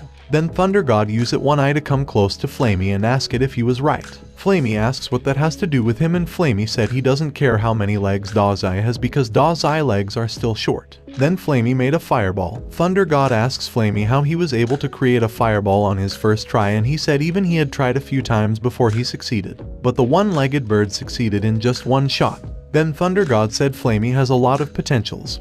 But Flamey just ignored Thunder God, which made Da Zai angry and wonder why Flamey was acting smug. Then Da Zai angrily said to Flamey did is just channeling the hidden power inside their body, and he can do it too. Then Da Zai tried to release his power while proudly doing it. Gao Peng said the next step Da Zai needs to do is slowly release the power in its body, then he cheered Da Zai. But Da Zai just released a fart which made Gao Peng collapse on the ground. Then Gao Peng said he give up, while Dummy looked at him confused. On the other hand, Silly is still on the ground begging White that he thinks a big fish is going to eat him. Half a month later, Dummy avoided all White attacks, then it jumped toward White while White was ready to hit him using its tail. But Dummy grabs White's tail and using it again to jump, then landed a punch at White, which made Gao Peng proud. Dummy jumped back, then landed on the ground proudly, while beside him, Stripey asked if the battle is over. White looked at Dummy and said Dummy reflexes and speed have reached the qualifying standards, and the water controlling ability that he used just now was on the level of most commander tier water type monsters. Then White tells Dummy that if he can get close enough to the enemy under such conditions, it means he has already won half the battle. Then White looked at Stripey and said Stripey is just a tank, so Stripey just needs to withstand attacks. Gao Peng patted sad Stripey and assured Stripey that it was okay and at least is not afraid of being hit. Gao Peng looked at Flamey, who currently practicing his fireball skill in the water. Gao Peng said after all Flamey training, it can control fire skillfully now. Then Gao Peng looked at practicing Da Zai and said Da Zai needs more training. On the other hand, Silly finally reached Commander tier in half a month, and Silly portable space has increased tremendously to as big as a rear compartment of a large truck, and Gao Peng's dream of having a portable warehouse has finally come true. Gao Peng said the training objective that his grandfather set has basically been achieved, and he has already prepared the necessities needed for surviving in the wilderness such as food, medicine, and tents. Suddenly Jai Huan gives something to Gao Peng. Gao Peng asks what is it, and when Gao Peng opens it, it contains a map, a tablet, and a compass. Jai Huan explained that the tablet is solar powered. There's an electronic version of the map on it, and Gao Peng can also use it to make calls if there's a signal. Jai Huan said he had already taught Gao Peng how to use a map and a compass. Then Jai Huan explained that the map is the map of interior regions. It shows the terrain of Yuzhu and it also shows where the dangerous areas are, so Gao Peng should refer to the map often. Jai Huan tells Gao Peng that he has a flying type familiar, so he has more protection than most monster trainers on expeditions, and he needs to learn to make the correct decisions when he's in danger. Jai Huan also said, as long as he's here, he will always be there to be Gao Peng's shield. Then he tells Gao Peng to do everything that he wants to do with confidence, which made Gao Peng emotional and touched. Then he looked at his grandfather's hair and thinks that he remembered that his grandfather's hair had once been black, but now it changed. Then Gao Peng responded okay, and Gao Peng promised that he'll be back. The next morning, in the jungle outside Yuzhu City, Gao Peng and his familiar were stopped in the forest, while Gao Peng looked at the map saying that they should be there right now. Gao Peng said there are way too many red circles on the map and he can roughly spot at least 10 of them. The red circle on the map are all territories that belong to Lord tier monsters. Then Gao Peng realized that his grandfather was right when he said the wilderness is dangerous. Then Gao Peng looked at Stripey's data and said in order for Stripey to get promoted to the epic grade, Stripey will need to swallow an earth spirit core, then sleep for 72 hours in black soil for Stripey to evolve into an earth shield spider. The data said the earth spirit cores can be easily found deep in caves that are surrounded by mountains. Gao Peng said he's not sure if it's because his soul strength has increased, But when he put his focus on certain materials, the system shows him where the materials can be easily found. Suddenly many mosquitoes appeared in the sky. Then Flamey tells Gao Peng that there are many big mosquitoes. Flamey ready his fireballs, but Gao Peng stopped Flamey and ordered Flamey not to attack and come down first. Flamey landed in the tree branch while asking Gao Peng why they not attacking. Then Flamey said they should catch the mosquitoes off guard. Gao Peng responded that the jungle is dark and full of thick trunks and dense shrubs, so they don't know where the other mosquitoes are hiding, and if they get surrounded, they'll be in trouble. Then Gao Peng gets something in silly inventory while saying they need to be smart when dealing with such monsters. Then Gao Peng showed a big bag of mosquito repellent while saying the mosquito repellent was made with the mutated Telosma cordata plant after the cataclysm. It's mixed with purple gold lavender, Scorpio gold sunflower, giant citron, and orange jessamine to become a super mosquito repellent. Then Stripey lift up the open mosquito repellent while Dummy fanned it to make the fragrance of the mosquito repellent spread. Gao Peng said it was time to witness a miracle, which made Flamey confused. The mosquito smelled the mosquito repellent, then it collapsed to the ground while Gao Peng and his familiars were watching behind the tree. Then Gao Peng proudly said it was easy peasy. Gao Peng looked at his amazed familiar and said it was basic. Then Gao Peng and his familiars continue their mission. They walk to the river while Gao Peng looks at his map and said they need to cross the river, then they turn right. Suddenly Gao Peng was shocked to see the monster jumping behind Dummy. Fortunately, Dummy blocks it. The monster named Storm Panther is on level 26. Its grade is excellent and its attribute is wind. Gao Peng thinks the panther is fast and luckily Dummy blocked it in time, or else Dummy would have been hurt. Then Dummy pushed Stripey to the panther and Stripey attacked the panther, which made the panther thrown away. Then Gao Peng called Flamey to come back while thinking none of his familiars specialized in speed. Dummy's specialty is close-range burst attacks, but long-distance sprinting is simple beyond it. Also, letting Flamey chase it by itself was too dangerous. While Gao Peng shouts at the panther that the next time they meet, he'll definitely skin it alive. Then behind him something attacks him, but Da's eye saw it and pushed Gao Peng, which made Gao Peng unharmed but soaked in the water. The monster who attacked Gao Peng was named the Golden Palm Tree Spirit. It was level 29 commander. Its grade is normal and its attribute is wood. Also, its weaknesses are 1. Fire and 2. Electric. Gao Peng angrily said that was the second time the palm tree attacked him. Then he asked the palm tree if did it think it's easy to bully him. Then Gao Peng angrily said if you don't teach the palm tree a lesson, it'd think he's weak. Then he ordered Dazai and Flamey to attack it. Dazai and Flamey angrily look at the palm tree. Then Flamey uses his fireball and Dazai uses his electricity to attack it, which made the palm tree burn to ashes. Gao Peng walks toward the palm tree spot while angrily saying the palm tree like playing games with him. Then he asks the palm tree why don't it crank it up a notch. Gao Peng grabbed the crystal on the ground and said a core crystal of a plant type commander tier monster will be able to sell for at least a few thousand alliance credits. Then Gao Peng give the core crystal to Silly to keep it in its inventory while telling to his familiars that they should find a place to rest. While they finding a place to rest, they saw a cave. Then Gao Peng said the mountain cave is away from the wind and is hidden enough. There's also a water source nearby, so they can rest there. Gao Peng also said he should mark the cave on the map as a temporary safe point. Suddenly the duck showed itself at the entrance of the cave croaking at Gao Peng. Gao Peng wondered why the duck is croaking. Gao Peng tells the duck that he's just borrowing its place for a day and no need to make a fuss about it. Then he asks the duck to leave before his familiars start feeling hungry, but the duck continues croaking aggressively at him. Gao Peng angrily tells the duck that it can't even quack properly and that it's embarrassing.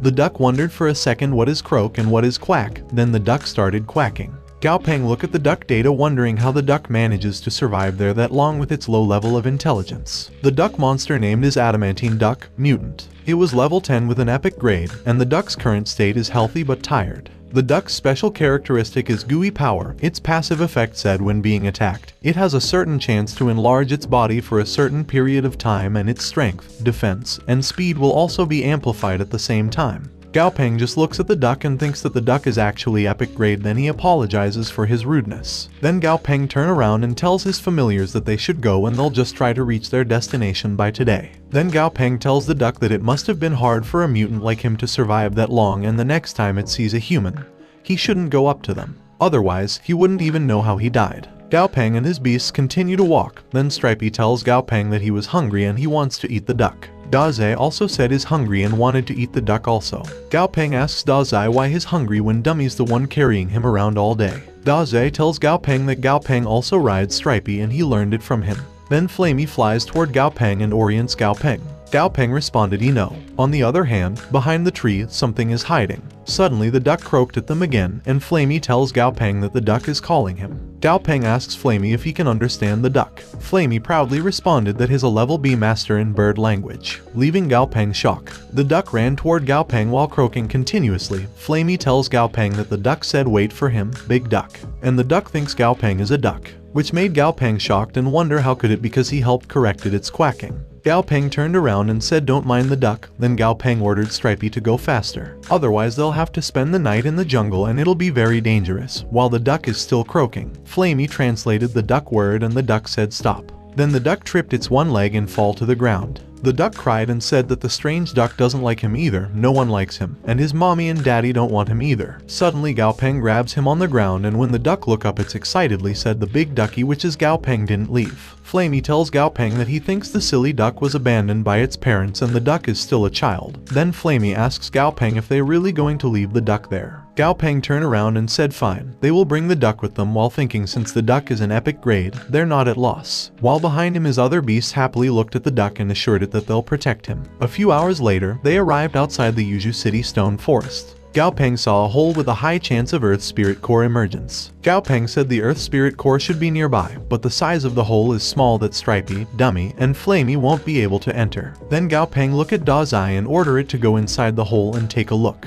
Dazai started to crawl into the hole while Gao Peng told Dazai to see if there was anything that was giving off rich earth elemental energy. Then Gao Peng tells Dazai to be careful and come out quickly if he comes across any monsters in the hole and he doesn't need to push himself. Then Gao Peng noticed something and look at it. The monster behind the rock is named the Rock Scorpion. It was level 11 elite with a normal grade. The scorpion hissed to the quaking duck while Gao Peng thinks that luckily, the monsters in the region aren't strong. Dummy asks Gao Peng if he should shoo the scorpion away, but Gao Peng stopped Dummy and said no need. Although the scorpion's level is higher than the silly duck, it's only a normal tier and it's nothing to worry about. Then Gao Peng tells the duck to show him his true combat power. 10 minutes later, Flamey was yawning and asks Gao Peng how long the duck and the scorpion going to continue their shouting match. The duck and the scorpion are just hissing and quacking at each other which made Gao Peng and his other familiars confused. Then Gao Peng ordered Dummy to chase the scorpion away, then Dummy walks toward the scorpion, then the scorpion runs away leaving the confused duck. Gao Peng asks the duck how on earth did the duck manage to survive so long. The duck responded but Gao Peng can't understand it. Dazai tells Gao Peng that he found it, then Gao Peng happily praised Dazai and orders Dazai to bring the Earth's core out. Dazai gets out of the hole, holding the small Earth core in its mouth. The item name is a small Earth Spirit Core and the item effect says rich in Earth elemental energy. It has the ability to allow Earth-type monsters to evolve. Gao Peng grabbed the Earth Core and said it was so small, then he wondered if it will work because he remember reading that Stripey required only one Earth Spirit Core to evolve, and it didn't specify the size. Then Gao Peng tells to his beasts that they should head over to the location they marked. A few moments later, they arrived at their rest location. Then Stripey was in the hole sadly swallowing the Earth Core, while Gao Peng ordered Stripey to sleep and assuring it that they'll wait by its side. Then Dummy buries Stripey, while Gao Peng tells his familiars that they'll wait there until Stripey awakes and perhaps the master of that place will return later, so they need to be alert. The night come, a monster crawled into the forest, then it saw a tent placed in its house which made it confused. Then the monster saw the duck sleeping beside the tree while thinking that the duck is blocking the door in his house. Suddenly the monster bites the duck's hand, the duck gets angry and asks the monster why it bites him. But the monster just uses its power on the duck, which made the duck cry because it hit its eyes while the monster laughs beside the duck. Suddenly the monster was shocked to see that the duck become larger, then the duck looked at the monster angrily. Gao Peng heard the noise outside and peeked into the tent door while asking what going on and why is it noisy out there. Then he saw the duck so big which made him shocked and wonder when did the duck get so big. Gao Peng just looks at the angry big duck while thinking that he finally understands how the simple-minded duck has been able to live for so long on its own. The monster ran away in fear, but the duck just stomped the monster. Then the duck slowly goes back to its size, while Gao Peng looked behind it while thinking that at first, he assumed the duck gooey power would only allow it to expand its body size to a certain extent, and that the effect couldn't be stacked. It's also a passive ability, so he thought it was a useless ability, but now that he had seen it with his own eyes, it's actually a divine ability truly. Fortune favors the dull-witted. Gao Peng called the duck while wondering if he can sign a blood contract with the silly duck. When the duck was near to him, Gao Peng placed his hand near the duck's head to connect with it. Gao Peng enters the duck's consciousness and he saw that the duck's mindscape is bright in color. Then he remembers Feng Zhu's book saying that the bright color represents a light-hearted and happy mood. Suddenly Gao Peng saw a tree with wings which made him shocked.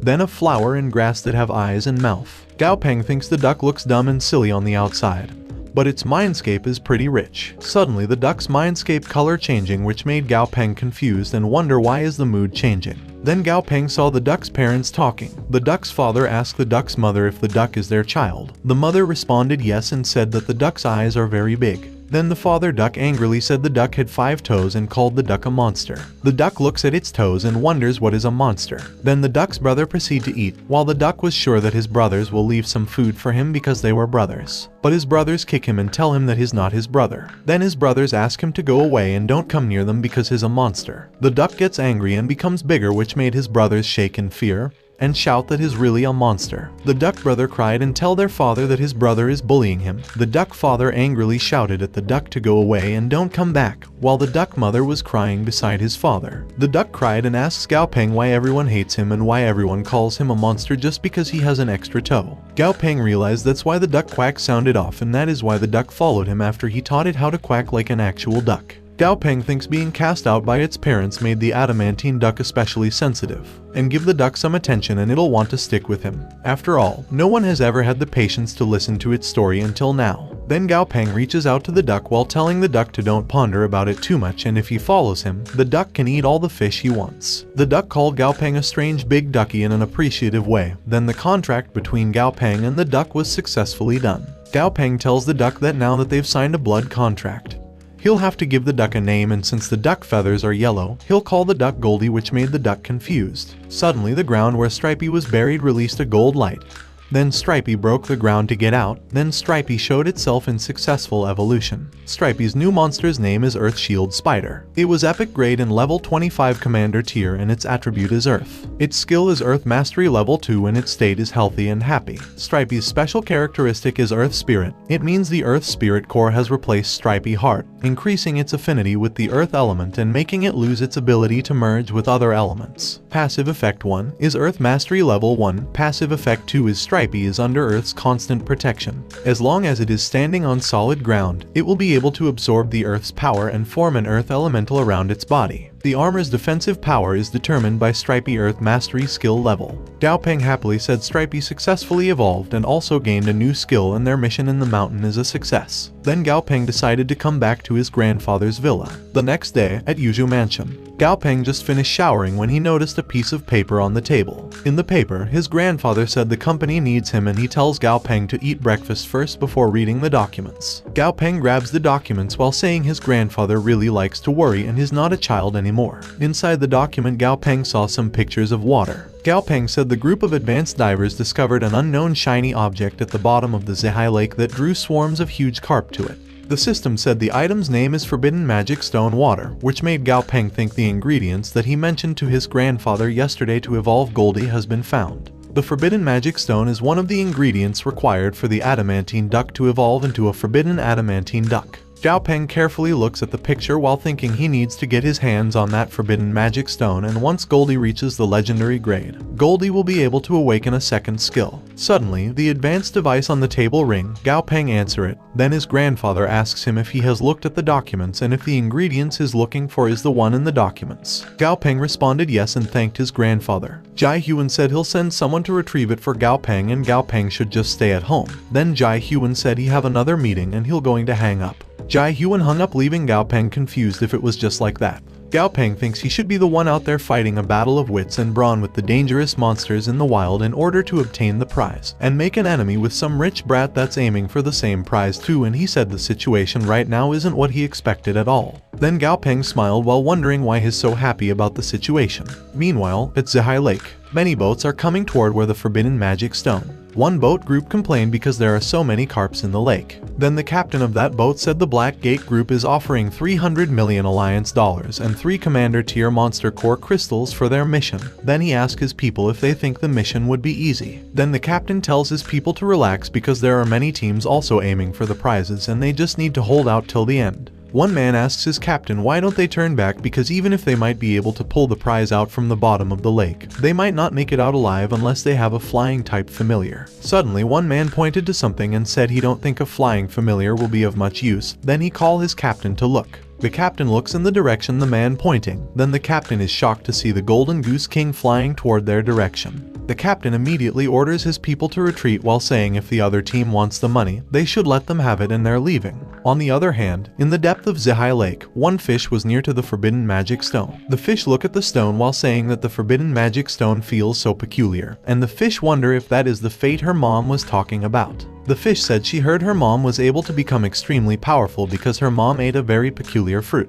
Then the fish happily said all the powerful purple-backed carp in her tribe are birthed by her mom and she wants to give birth to a lot of powerful children just like her mom. Suddenly, one of the other fish feels something and asks who's there. The monster tells the fish to watch his tongue or he'll swallow him whole. The fish called the monster giant carp and the fish tells the giant carp to stay back because the place is their purple-backed carp territory. Suddenly the giant carp angrily showed itself, which made the fish shocked and wonder why a sub-chief of the giant carp is there. Then the fish tells the giant carp not to come any closer because behind them is their chief's most beloved daughter, and their king will be furious if he dares lay a fin on the chief daughter. The giant carp just laugh and ask if would a bear fear the repercussions of eating a tiger's cub. The giant carp shouted no and explained that a tiger would do the same to its cub if given the opportunity. Then the giant carp said the chief of the purple-backed carp slaughtered many of his kind and eating the chief daughter is within reason, which made the fish shocked. Then the fish made the chief daughter swim away while the other fish tried to buy some time and trap the giant carp in the water currents. The fish used their skill to trap the giant carp, but the giant carp said all the purple-backed carp are abominations and their evolutionary pathway is all wrong.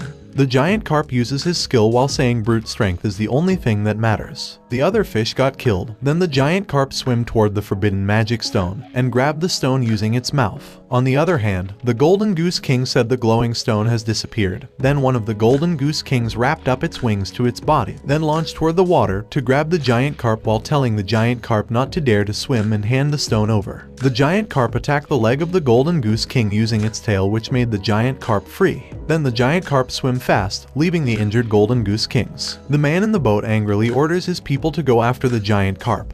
But the man said the stone was definitely swallowed by the sub-chief of the giant carp, and he tells his boss not to worry because they've been tracking the sub-chief. A moment later, the injured giant carp arrived at the place where his kind was. Then the giant carp pop his head and transfer the forbidden magic stone to the other giant carp. Then the giant carp swim toward the man to the bay, while the man calls the retrieval team because the giant carp is there. Then the giant carp open its mouth and give the forbidden magic stone to the man, who currently telling the retrieval team to get the stone and retrieve it. On the other hand, the man called the kid number 3 and tells number 3 that the next time he controls the giant carps, he should tone down his dramatic because he's getting secondhand embarrassment just listening to him. Then the man in the bay reports to the man who's currently looking at the other team trying to get the stone to the giant carp. Then the man said that the item has been retrieved. Secretary Han responded that they should go and the other people can search for the stone as long as they want. After a few hours, at the laboratory, Gao Peng and Jai Huan were looking at Goldie, who was currently in the big container confused. Jai Huan looked at the forbidden magic stone and said he didn't think that Goldie would be an epic grade. Then he looks at Gao Peng while thinking Goldie is in epic grade now, but Gao Peng wants to promote Goldie to legendary grade, and as of now, there are no known instances of someone successfully promoting a monster to legendary grade. At least he has never heard of any successful cases. Then Jai Huan put his hand on Gao Peng's shoulder and tells Gao Peng that he believes that Gao Peng can do it. Gao Peng tells his grandfather not to worry. Gao Peng look at the stone while thinking that other materials are expendable, but there's only one forbidden magic stone and he can't afford to fail. Then Gao Peng looks at the stone that is currently soaked in the green mixture on the tube while thinking the stone's reaction rate is a bit slow. The tube's green mixture slowly changing to the blue mixture, and after a few seconds, the mixture completely turned to sky blue, which made Gao Peng happy because his experiment is a success. Then Gao Peng showed a duck to Goldie, which made Goldie excited and happy. Then Gao Peng pointed to the machine holding a tube with a blue mixture and tells Goldie to drink the mixture, and he will give the toy duck to him. Goldie immediately grabbed the tube while Gao Peng told it that he only wanted him to drink the liquid inside and he didn't ask him to swallow the glass tube. After Goldie drank the mixture, it collapsed to the ground. Then its feathers started to shed. Gao Peng looked at Goldie shocked, wondering why Goldie shedding so many feathers. After all of Goldie feathers fall out, its body becomes big, which made Gao Peng wonder if it was the legendary saying of he has gone bald. But he has also become stronger. Goldie's new monster's name is Forbidden Adamantine Duck. It was level 10 in legendary grade and its attribute is gold. Goldie's state is healthy and Goldie's weaknesses are 1. The Tianchu exercising stone can cause extra damage to the Forbidden Adamantine Duck. 2. The Forbidden Adamantine Duck cannot use elemental energy. Also, Goldie requirements for promotion to mythical grade had 2 evolutionary routes. 1. Divine Adamantine Martial Duck and 2. Vicious Nightmare Suppressing Beast Duck.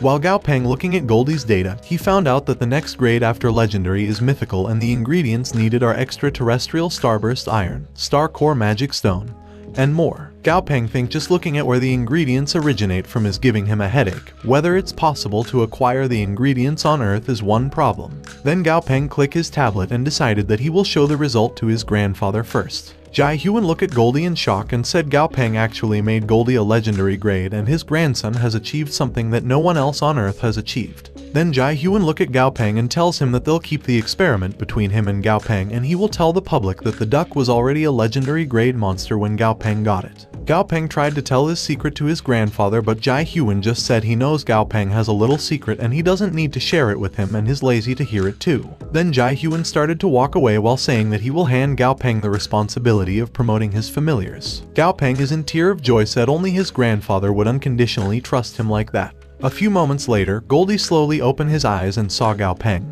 Gao Peng said Goldie is awake, which made Goldie confused. Gao Peng smiled and told Goldie it's nothing and he just thought that Goldie had gotten handsome. Goldie gets up, then walks toward the mirror. Then Goldie looks at himself in the mirror, then laughs while saying the duck he saw in the mirror is definitely the ugliest duck he has ever seen. A few seconds later, Goldie realizes that the ugly duck is him. Then Goldie starts crying and shouted to Gao Peng, asking him what have he done. Flamey angrily hit Goldie in the head while telling Goldie that Gao Peng worked hard to make him stronger and they're noble bird-type familiars, so they need to act with politeness. While Dazai in the side saying Goldie has the audacity. The data said Goldie's secret power is secret patterns, that means strong resistance to elements, and the effectiveness of the skill is determined by the physical condition of the user. Effect 1, passive effect said strong resistance to elements and additional resistance to the water element. Effect 2, active effect said secret patterns will be activated temporarily when the effect is in use and a vacuum sphere will appear around the body, cancelling all types of elemental powers near the sphere. It will also expel all elemental powers within the sphere. Gao Peng said that based on his understanding of Goldie's data, the first effect is a passive effect that increases Goldie's resistance to elemental attacks, and the second ability is to form an element-free sphere around its body, like an anti-magic field.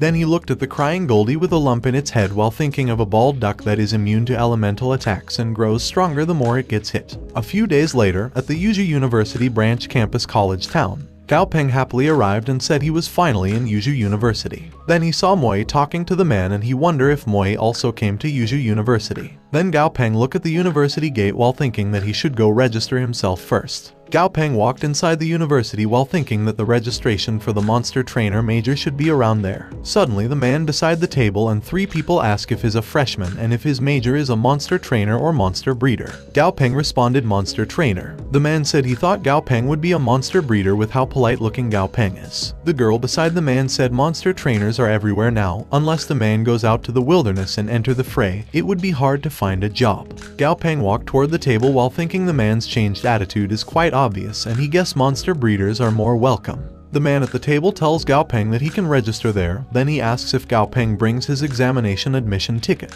Gao Peng responded yes and give his admission ticket. The man swipes Gao Peng admission ticket and was shocked, which made the other man ask what is wrong with him. Gao Peng data showed his examination result that said Gao Peng is the highest scoring candidate in the first round exam in Chang'an City and ranked 11th in the second round exam in the Huaxia region, which made the man shocked because of Gao Peng's data. The man stand up and said he will show Gao Peng the way to the dorms. While walking, the man said someone gave all the monster trainers in all of the universities in Yuzhou all kinds of extravagant nicknames, but those nicknames are only used within universities and they're just for fun. If other people knew of them, they wouldn't approve of any of the nicknames. Then the the man excitedly said, except for 4 people. Those 4 people are the best monster trainer among all the universities in Yuju City, and everyone in Yuju City acknowledged them because their abilities and fame greatly exceed the confines of a university. The man also said, of the 4 people, 2 are from Yuju University, one is senior brother Zhu Ming, who is now a permanent honorary member of the council of the base of Yuju.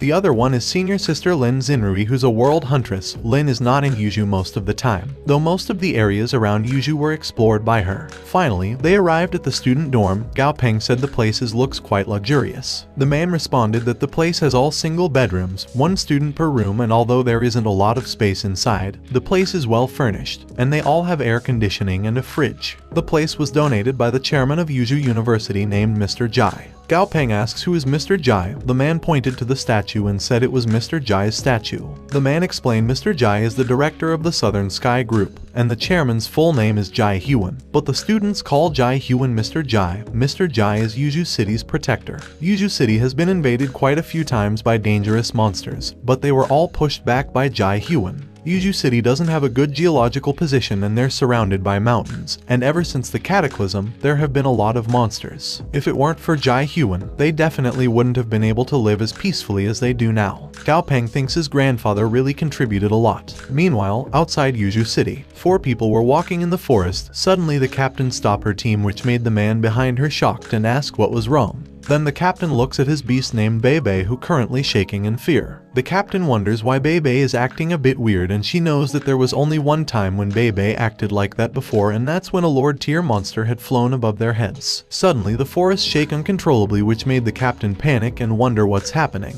On the other hand, Gao Peng was looking in his room window while saying numerous monster hunters had gone missing in the mountains northeast of Yuju City. Then Gao Peng saw white flying in the sky while wondering if the situation had become so severe that White Dragon was needed to dispel the employees' anxiety. Level 5 martial law hasn't been imposed since Yuju City was established. Suddenly the house door opened, then Gao Peng run down the stair to welcome his grandfather. Jai Hyun tells Gao Peng that Tang Tang Japalura was about to break through to Lord tier, and he just went and helped her a bit. Jai Hyun also said Thunder God is at the peak of the Commander tier 2 and it should be able to break through to the Lord tier this time. Then Jai Hyun sits on the sofa while Gao Peng walks with a teapot in his hand. Gao Peng asks Jai Hyun if the evolution is successful. Jai Hyun responded that it was successful and the changes to the Shadow Japalura were quite significant that Gao Peng might not even be able to recognize it. Gao Peng poured his grandfather some tea while asking his grandfather what about martial law. Jai Hyun responded that it was a new type of monster. Gao Peng worriedly asks if there are still monsters that haven't been discovered. Jai Hyun responded yes, and it isn't only them there in Yuju who are facing the problem. There are signs of change all over the world and there's something strange with the monsters. There are some scholars who think that the myths of the past are not entirely baseless, and some are even starting to research the ancient myths. Then Jai Hyun handed a picture to Gao Peng while saying they were calling the monster Mountain Spirit. A top monster trainer went and took a photo of the monster's body. Its body is a mountain, a living mountain, which made Gao Peng confused and asked what his grandfather talking about. Jai Hyun held Gao Peng's shoulder and responded that Gao Peng heard him right, a living mountain. But fortunately the size of the mountain spirit that has been discovered isn't that big. The largest one is only 300 meters high and it's more like a big hill than an actual mountain. And perhaps because of its size, the monster moves very slowly, but the surface of the monster's body has a high lethality. Jai Hyun also said they suspect that the missing monster hunters were killed when they accidentally entered the mountain while the monster there disguised as ordinary mountains. Jai Hyun walked to the stair while telling Gao Peng not to worry because he'll protect Gao Peng even if the sky falls, and those mountain spirits are intelligent, which means they can negotiate with them. But as last resort, simple explosives or carpet bombing would be able to blow up the monster mountains. Gao Peng just looks at his grandfather while thinking he's not like his grandfather because he's a selfish person and he doesn't want to sacrifice himself to save the world. Gao Peng also knows that he had never wanted his family to be so-called guardian angels, or heroes, because being a hero is very dangerous. Jai Hyun looked at Gao Peng to remind him that the Wanzai Moon Gold that Gao Peng asked him to keep an eye out for will be delivered in a few days. Gao Peng tells his grandfather not to worry about things and that he should go have some rest. Then Gao Peng looked at the umbrella that his grandfather used while thinking his grandfather gave him the forbidden magic stone, and the Wanzai Moon Gold for promoting dummy to legendary grade was also acquired by his grandfather and he doesn't even have to do anything. Then Gao Peng goes outside and opens the umbrella while thinking he has really fallen, and before, he had to hide his power to protect himself. Then Gao Peng walked into the rain while thinking he had his grandfather now, but the worsening situation doesn't allow him to sit back and waste time anymore, so he decided that he had to produce more reagents. A few days later, at Yuzhou University, Gao Peng was sitting in the room while behind him his two classmates were talking. One man asked the other man named Bingley what were the effects of the bloody butcher drug he bought the other day and did his black raging Kong evolved. Gao Peng was walking to go out of the classroom while Bingley responded to the man that the drug was pretty good. His black raging Kong's fur has changed to blood red and its strength increased a great deal. The only downside is its temper became worse. The man laughed and said who knows when the next series of drugs will be released. And things have been tense in current days. Also, everyone wants to become stronger. Gao Peng was walking in the school corridor while thinking the production of reagents is really fast. When he was outside the school building, his cell phone rang and he saw that his grandfather sent him a message. Gao Peng opened the message and saw a picture. Gao Peng said the picture looks like the hill they passed by last time. But he didn't see any stats of the mountain before and it's only been a few days. The mountain monster's name is Mountain Spirit. It was level 48 Lord tier in a normal grade and its attributes are natural, earth, and rock. The mountain spirit skills is level 4 earth mastery and its state is slightly injured and angry. Also, the mountain spirit's weaknesses are 1. The mountain spirit's heart is the source of its life and 2. Moves very slowly. Gao Peng said a level 48 Lord tier monster is a bit troublesome, and according to his grandfather, there isn't just one mountain spirit in Yuzhou City, not to mention the mountains around Yuzhou City are called the 100,000 mountains. Suddenly Gao Peng advice gadget rang. Gao Peng answer it, expecting his grandfather, but the screen is just black and he wonder if isn't it a video call. Fortunately, Jai Huan appeared on the screen but the video is not clear. Jai Huan asked Gao Peng if he's still at school. Gao Peng responded his class just ended and is heading back now. Jai Huan tried to say something but it was not clear. Gao Peng asks his grandfather where he is because his grandfather's signal is very bad. Jai Huan said it's not surprising because he's at such a high altitude. Gao Peng asks Jai Huan what did he said because he didn't hear him clearly. Jai Huan tells Gao Peng to go home first and that he'll be back after his exercise. Then Jai Huan hang up and shouted to his old friend White that they should show the mountain spirit what they've got. On the other hand, the military saw a destroyed mountain spirit. Then the other military riding their bird-type familiar said they arrived at their destination and everyone should descend. One military who currently standing on the mountain called his captain to tell that the mountain spirit core has been taken. The captain responded he heard him and they should continue taking samples and he'll report the situation to the headquarters. Meanwhile, the man was watching the soldier reporting that 1 hour ago, the mountain spirit number 1 was destroyed and had its core taken by Jai Hanwu. The man watching responded good work. Then the man shouted to tell his other comrade that it was definitely Jai Huan because he couldn't stand the attitude of the mountain spirit, so Jai Huan stepped up for them. Then the man said how laughable of them to ask them to stop killing monsters or else they'll get rid of the human, especially when the expert they sent out found countless monster corpses on their own bodies. The man also said if the mountain spirit remains stubborn, they'll continue to show them what they were capable of, which made the other military courageous. The man shouted that Jai Huan gave the mountain spirits a clear indication of where the humans stood and they are willing to negotiate, but they will not yield.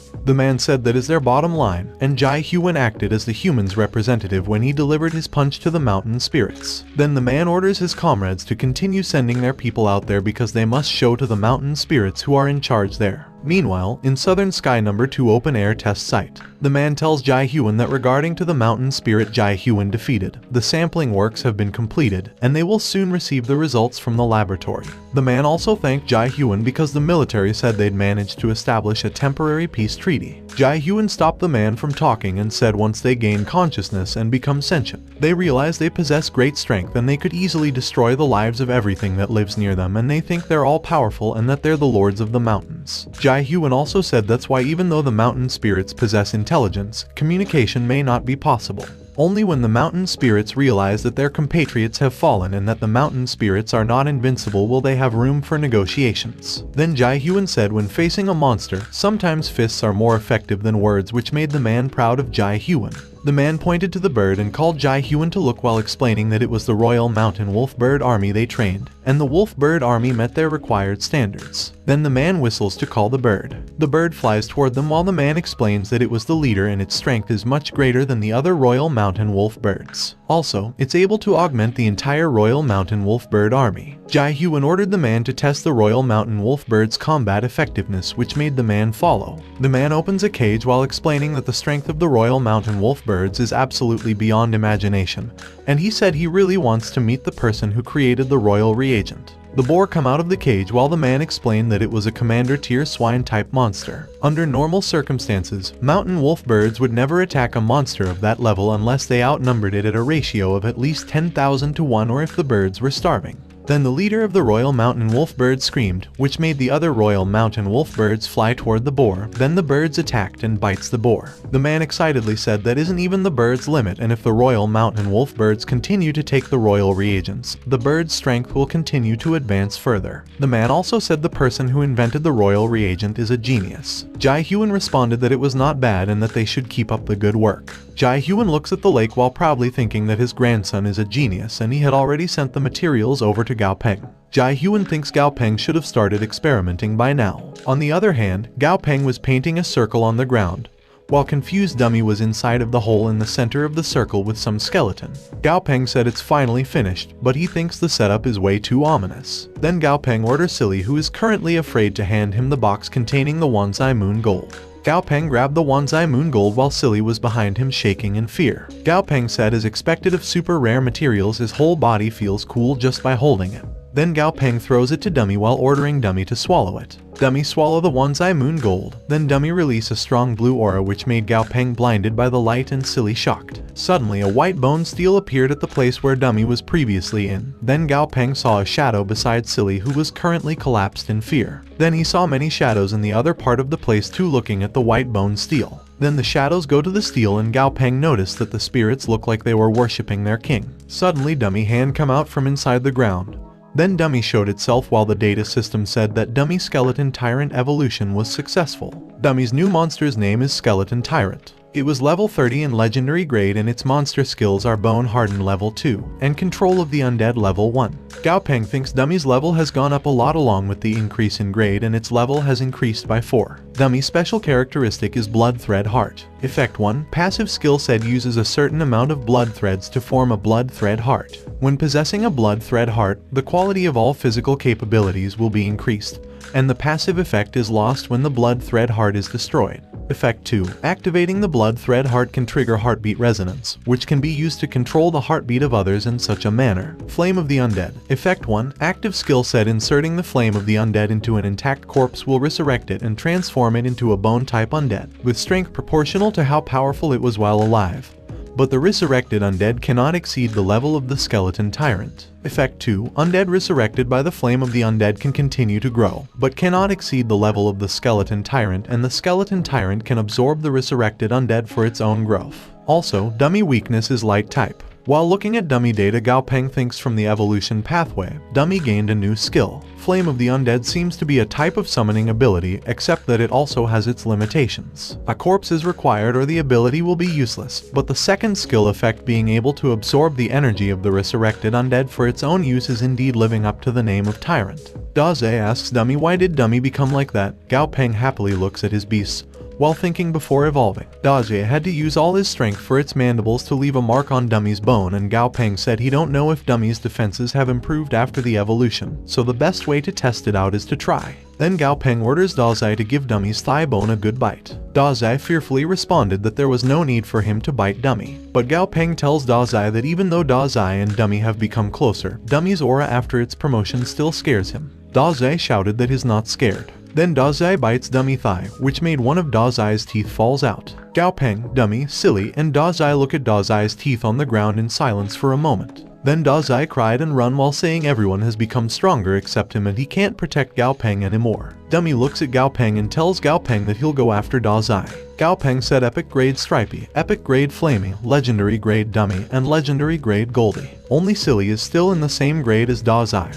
But Daze isn't like Silly, who doesn't have the desire to become stronger and only cares about drinking juice every day. Gao Peng look at Dummy, who currently comforting the crying Dazai, and thinks it's too bad they don't have the materials to promote Dazai, and Dazai just has to be patient. Then Gao Peng asks Dazai if Dazai is feeling insecure because all his friends have grown stronger. Then Gao Peng tells Dazai that whether Dazai is strong or not, he will always be his most important companion. Suddenly Gao Peng was shocked to see that Dummy easily comforted Dazai using food. A moment later, Gao Peng pointed to the dead dog and asked Dummy to show his summoning skill. Then Dummy uses his summoning skill on the dog. Then Dummy successfully summoned the spirit of the dog, while Gao Peng thinks his grandfather says that the corpse is a wind-chasing wolf. But no matter how he looks at it, it looks like a husky. A few moments later, Jai Hyun asks Gao Peng if Gao Peng wants to go out to look for materials for his little centipede. Gao Peng explained that Dazai is his first familiar, but because they haven't found any suitable materials, Dazai is the weakest, so he wants to try to promote it since he has some free time lately. Jai Hyun thinks for a second and tells Gao Peng not to hang around in the forest for too long because the situation with the mountain spirits is currently stable, but monsters are known for going back on their words. Then Jai Hyun grabs his cell phone and tells Gao Peng that Tang Tang is free nowadays, so he should let her join on his trip.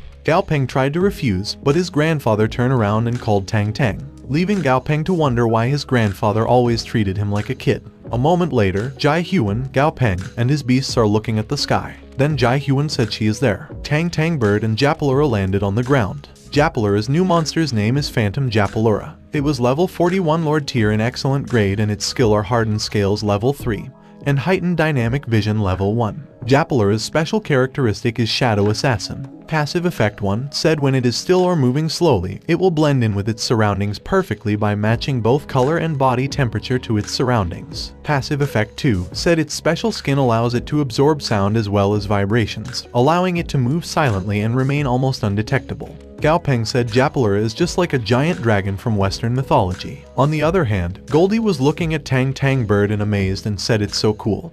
And they have the same aura. The bird looked at Goldie, which made Goldie shocked in fear. Then it hides behind Flamey's back, leaving its dress feather in its place. Gao Peng, who witnessed Goldie's action, laugh and thinks Tang Tang mentioned before that the blood-eye bearded vulture had to rely on manic training in order to break through to Lord tier, and it became strong by testing its limits. But Goldie became strong by getting hit. Gao Peng also thinks he would have been surprised if the blood-eye bearded didn't detest Goldie. Tang Tang greets Gao Peng, long time no see. Gao Peng shyly said Tang Tang has become prettier. Suddenly she grabs Gao Peng collar and lifts Gao Peng up with one hand while telling Gao Peng that Jai Hyun has already told her the details, so they should go. Then she throws Gao Peng to the blood-eye bearded backs. Then Japalura grabs confused Dummy. Then they started to fly. Gao Peng shouted that he haven't gathered his other familiars. Tang Tang responded that they were not out to play house, and asked Gao Peng what the point of bringing so many familiars, and they'll be back in a jiffy. Jai Hyun waved to Tang Tang and Gao Peng, who currently flying, and tells them to stay safe. A moment later, Tang Tang looked at the map on the phone while asking Gao Peng if they were in the first location. When Gao Peng didn't answer, she looked at shaking Gao Peng.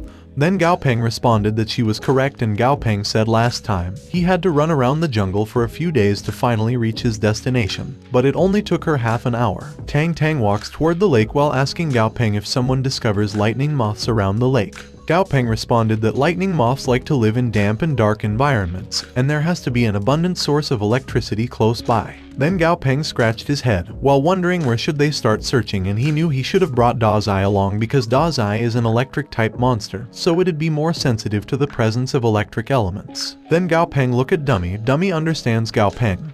Then Dummy used his summoning skill, then throws it into the lake. Many skeleton fish pop out, which made Gao Peng shocked, and tells Dummy that it was a mass resurrection.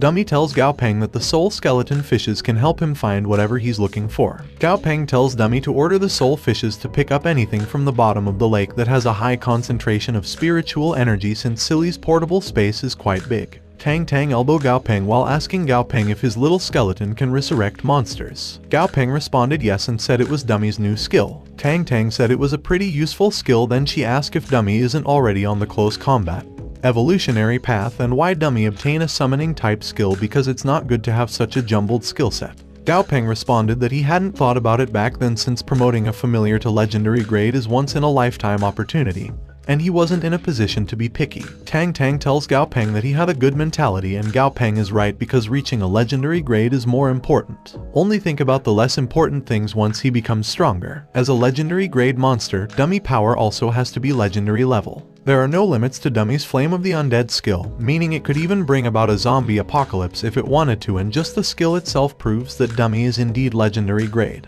A few minutes later, the soul fishes are back handling different things. Gao Peng said the fishes are back, but the fishes mostly brought back sundries. Then Gao Peng saw the two fish handling the item named Water Spirit Stone, low purity. The item description said a stone that contains high levels of water elements can easily form a vein in the ground and can easily absorb. Also, it has a wide variety of uses. Gao Peng thinks it seems like there's a vein of water spirit stone at the bottom of the lake, but the stone's low purity level suggests that the vein has formed only recently.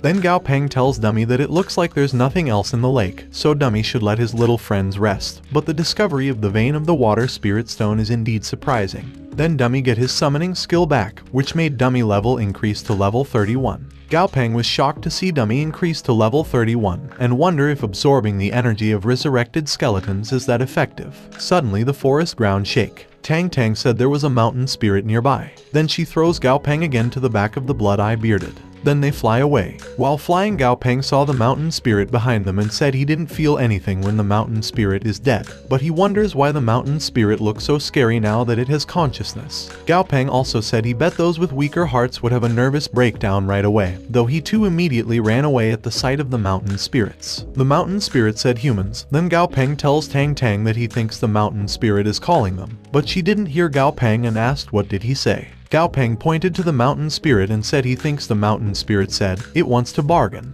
Gao Peng thinks it was a pleasant surprise because no one knew they would receive information regarding the treasure from a mountain spirit. Lightning Belpine is an evolutionary path called the Six-Winged Thunder Centipede. After evolving, Dazai would be able to fly, making Dazai more agile. The mountain spirit tells them that he wants to bathe him in blood and he will tell them where the treasure lies. Gao Peng knows the mountain spirit was talking about its cavity, but there don't seem to be any powerful monsters there for a mountain spirit to be afraid of. Suddenly Gao Peng saw something inside the mountain. The monster named Armadillo showed itself. It was level 32 commander tier in a normal grade and its attributes are earth and gold. The Armadillo ability is Earth Walking level 2 and its weakness is fire. The mountain spirit said there are a lot of armadillo down there, which made Gao Peng wonder if the armadillos are the mountain spirit's weakness. Gao Peng said according to the legend armadillos can travel freely beneath the earth and the armadillos that they have evolved must have a more powerful version of the ability. But for a gigantic Lord tier mountain spirit to be weakened by commander tier armadillo, Gao Peng feels it too surreal. Gao Peng remembers his grandfather saying before that the mountain spirits rely on their special senses like some brain waves or something to scan their surrounding for living beings. So Gao Peng wonders would a mountain spirit really be afraid of a small armadillo. Tang Tang orders her Blood-Eye Breaded Bird to smoke the armadillo out. Then the Blood-Eye Bearded ready its skill, then attack the armadillo. Then the Blood-Eye Breaded launched down to where was the armadillo, while Gao Peng was panicking and shouting to tell Tang Tang that he's still on the Blood-Eye Bearded back.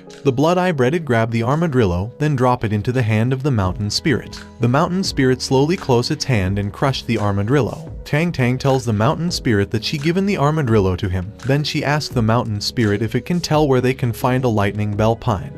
But the mountain spirit responded that one armadillo is not enough. Tang Tang tells the mountain spirit to tell her where the lightning bell pine is first and she'll help him catch more armadillo. She also asks the mountain spirit what if he goes back on his word later. The mountain spirit responded that the lightning bell pine is in the east and he still needs 4 more armadillos. Then Tang Tang said she hoped the mountain spirit is a good monster that keeps its promises. Then she ordered Blood-Eye to continue attacking the armadillos, which made Gao Peng shocked. Then Blood-Eyes fly toward the other armadillos while Gao Peng restrains himself to vomit. The armadillos use their skill to make a hole. Then the armadillos get into the hole, which made Gao Peng shouted to tell Tang Tang that the armadillos are going underground. Tang Tang tells Gao Peng to move aside. Then Japalura drops Dummy and Silly to the sky while Tang Tang jumps toward Gao Peng, which made Gao Peng shocked. Then she landed in the back of Blood-Eye, while Dummy and Silly were caught by Blood-Eye. Tang Tang ordered Japalura to attack, which Japalura immediately followed. Then Japalura launched inside of the mountain spirit.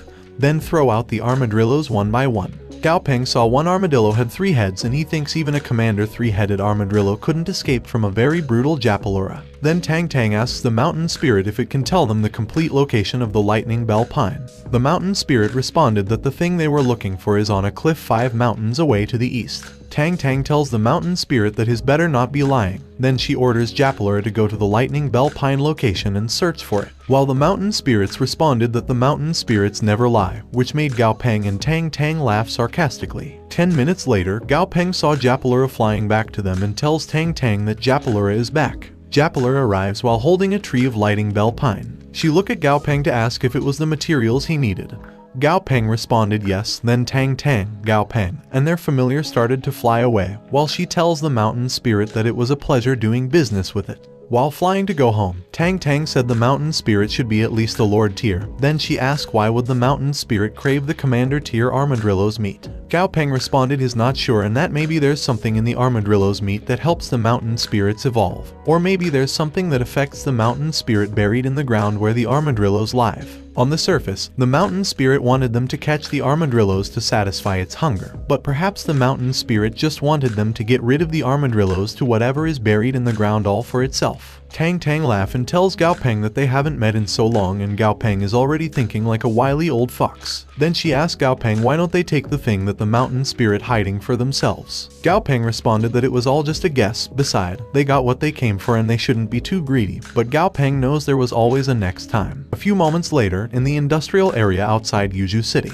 the factory director named Zhao welcomed Gao Peng and Jai Huan to the factory. Then Zhao leads the way to where they process the monster bones. They arrived at the processing place while Zhao explained that they don't normally throw away the bones and normally they either ground the bones into nutrient-rich bone powder or fed the bones directly to the familiars. Gao Peng looked at the bone while thinking dummy requires skeletons that are over 3/4 complete in order to bring the soul back to life, but most of the bones in the factory don't fit the criteria. Then Gao Peng asks Zhao if the bones Zhao have in the factory are always so crushed. Zhao responded in wonder if the bone there aren't whole to Gao Peng. Jai Huan seriously tells Zhao that from today onwards, he needs to try to maintain the integrity of the bones when processing them, to which Zhao immediately agrees. On the other hand, Gao Peng asks Dummy if it remembers the way there because, from tomorrow onwards, Dummy will go there and bring all of the skeletons in the facility back to life and absorb the flames of the undead from them. Gao Peng also said he taught Dummy a few times, so Dummy should already know the steps. To which Dummy responded yes. Jai Huan asks Gao Peng if Dummy can evolve just by absorbing the flames of the undead and if he is sure that he don't need him to help him search for other materials. Gao Peng thanked his grandfather and said he don't need any other materials, and although the method is a little ethically questionable, as long as it works, then he has no qualms about using that method. Jai Huan held Gao Peng's shoulder and tells him that there was no need to be so polite with him and that now that Dummy is settled, the ingredients for the little centipede's evolution will be arriving tomorrow, and he'll leave the rest to him. Gao Peng tells his grandfather to let him accompany him on a walk, to which Jai Huan said Gao Peng is so cheesy and he doesn't need that. Then Jai Huan asked Gao Peng what's the tree they brought back. Gao Peng responded that it was the Lightning Bell Pine and its fruit can evolve Da Zai into a flying type familiar. Jai Huan said it was not bad. Then Gao Peng tell his grandfather that he realized having a Lord tier flying type familiar is incredibly convenient, and if he have one or two of them it would be great. A day later, Gao Peng was walking to the backyard while holding a box and calling for Da Zai. Gao Peng tells Da Zai to come out because it's time for Da Zai evolution. Da Zai immediately pops out of the tree and asks if he hears evolution. Gao Peng showed the box to Da Zai and said the ingredients for its evolution have arrived. Then Gao Peng said they should go to the laboratory and Da Zai is happily following Gao Peng while singing and saying the word evolution continuously. They arrived at the laboratory. Gao Peng was looking at the golden-winged cicadas while saying he'll first need to prepare a special solution using the golden-winged cicadas, then he'll let Da Zai soak in it. Gao Peng also said he should have asked his grandfather for an assistant yesterday. Suddenly someone said hello behind him which made him shocked. The girl introduces herself as Zhu Qingjai and she said she's Gao Peng's assistant. Gao Peng thinks the high hairline of Qingjai looks familiar. Then Gao Peng asks Qingjai what her relationship with Professor Zhu from the company's research facility. Qingjai responded that Zhu is his uncle and although she hasn't graduated yet, she has been a member of the student council's monster breeder department since she enrolled, so he doesn't have to worry about her skills. Gao Peng said okay and tells Qingjai to not just stand there and come to his place because he'll teach her how to handle the golden-winged cicadas, to which Qingjai immediately followed.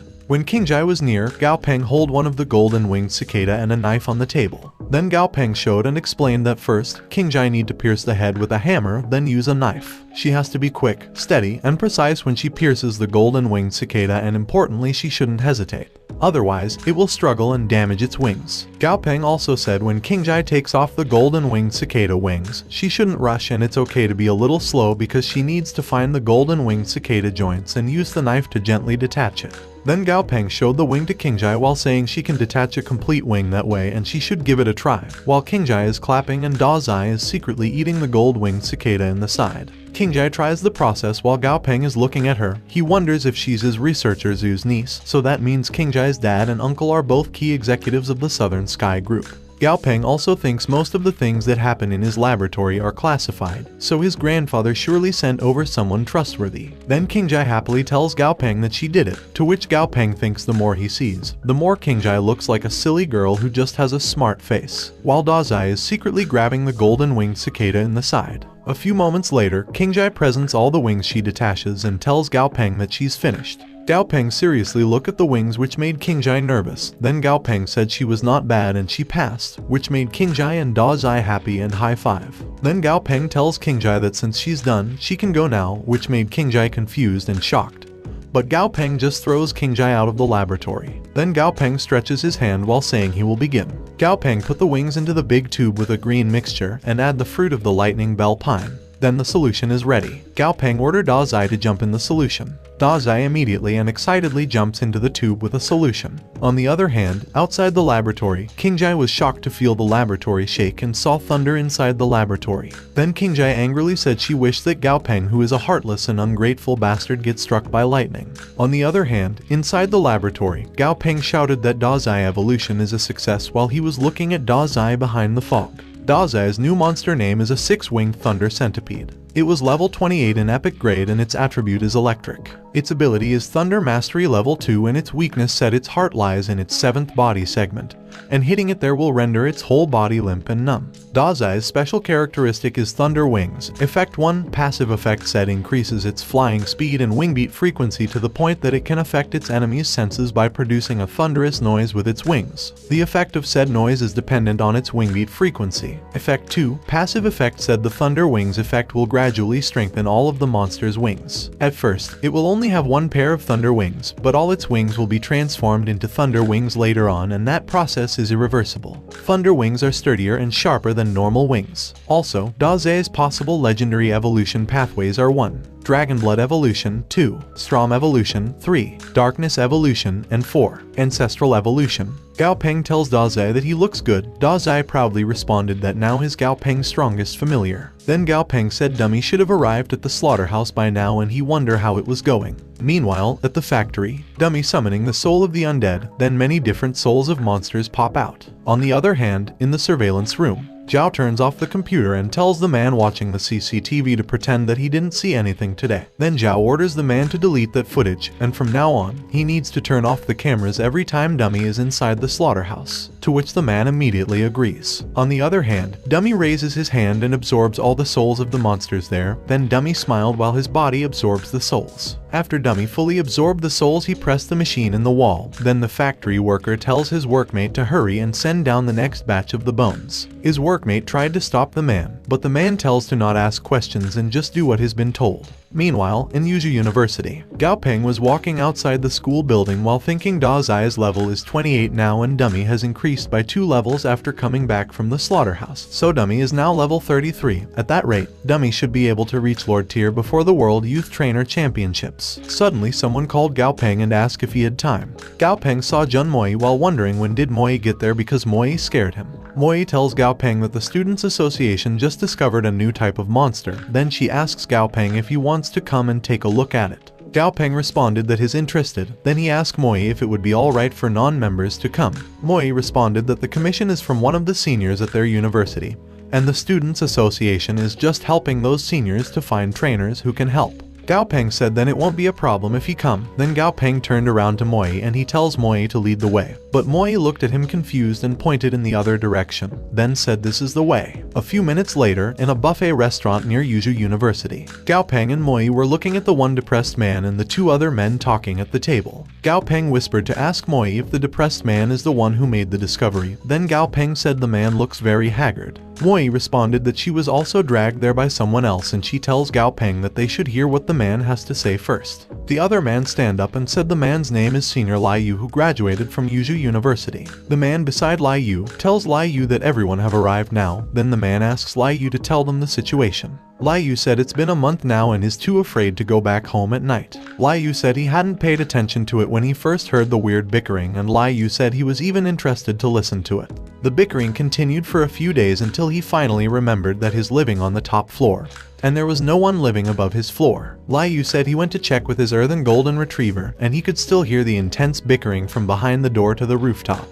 But the moment he opened the door, there was no one on the rooftop, and the rooftop was quiet and empty. Lai Yu also said he couldn't see a single soul, which made the other girls in fear. The man tells Lai Yu not to worry because there are many of them gathered there today, and they even have familiars. So even if there's a ghost, they'll scare it off with their numbers. Lai Yu responded that it would be great. Gao Peng tells Goldie that at the first sight of trouble, Goldie should carry him out of the rooftop and run as fast as Goldie's legs can carry him. Goldie responded he can't carry Gao Peng because he is just a duck. Gao Peng looked at Goldie while remembering that Goldie is the only duck he knows who can snap a tree in two with a single kick. The night come, Gao Peng and his other schoolmates arrived at Lai Yu building apartment. Lai Yu pointed to one room and tells to everyone that his house is in front. Gao Peng thinks he doesn't see anything out of ordinary, and there's no black fog or mysterious sounds he'd imagined there'd be. Then Gao Peng look at Moi, who currently petting her beasts. Then Gao Peng asks Moi where's her black anaconda. Moi responded that it's too big to bring around the city, and Yuzhou's streets are a lot narrower than Chang'an's. Lai Yu waves his hand to Gao Peng and Moi to tell them to hurry up. A moment later, Lai Yu opened his apartment door and called his familiar named. The other students smell something inside Lai Yu room. Then Moi said it's the smell of a rooting corpse, which made everyone shocked. Suddenly, Lai Yu shouted the name of his familiar loudly. Then Lai Yu also shouted that it was his fault and he shouldn't have been left him at home alone. The man said if the monster killed a familiar, that means it was aggressive and not weak either. The other man asked if they should let the police handle the situation. The other man is also persistent to check it and said the monster probably isn't high level. Otherwise, the monsters wouldn't be lurking in the shadows like a coward. The man also asked the other man if he was scared of dying and said he had dealt with more dangerous monsters and the monster is nothing. Gao Peng just looked at his schoolmates and said his schoolmates are just a disappointment. Suddenly, the room light turned off, and a few moments later, one of Gao Peng's schoolmates were running to get out of the room while begging to help him. Gao Peng asked the man what was going on inside the room. Suddenly Gao Peng saw a big hand reaching for his running schoolmate.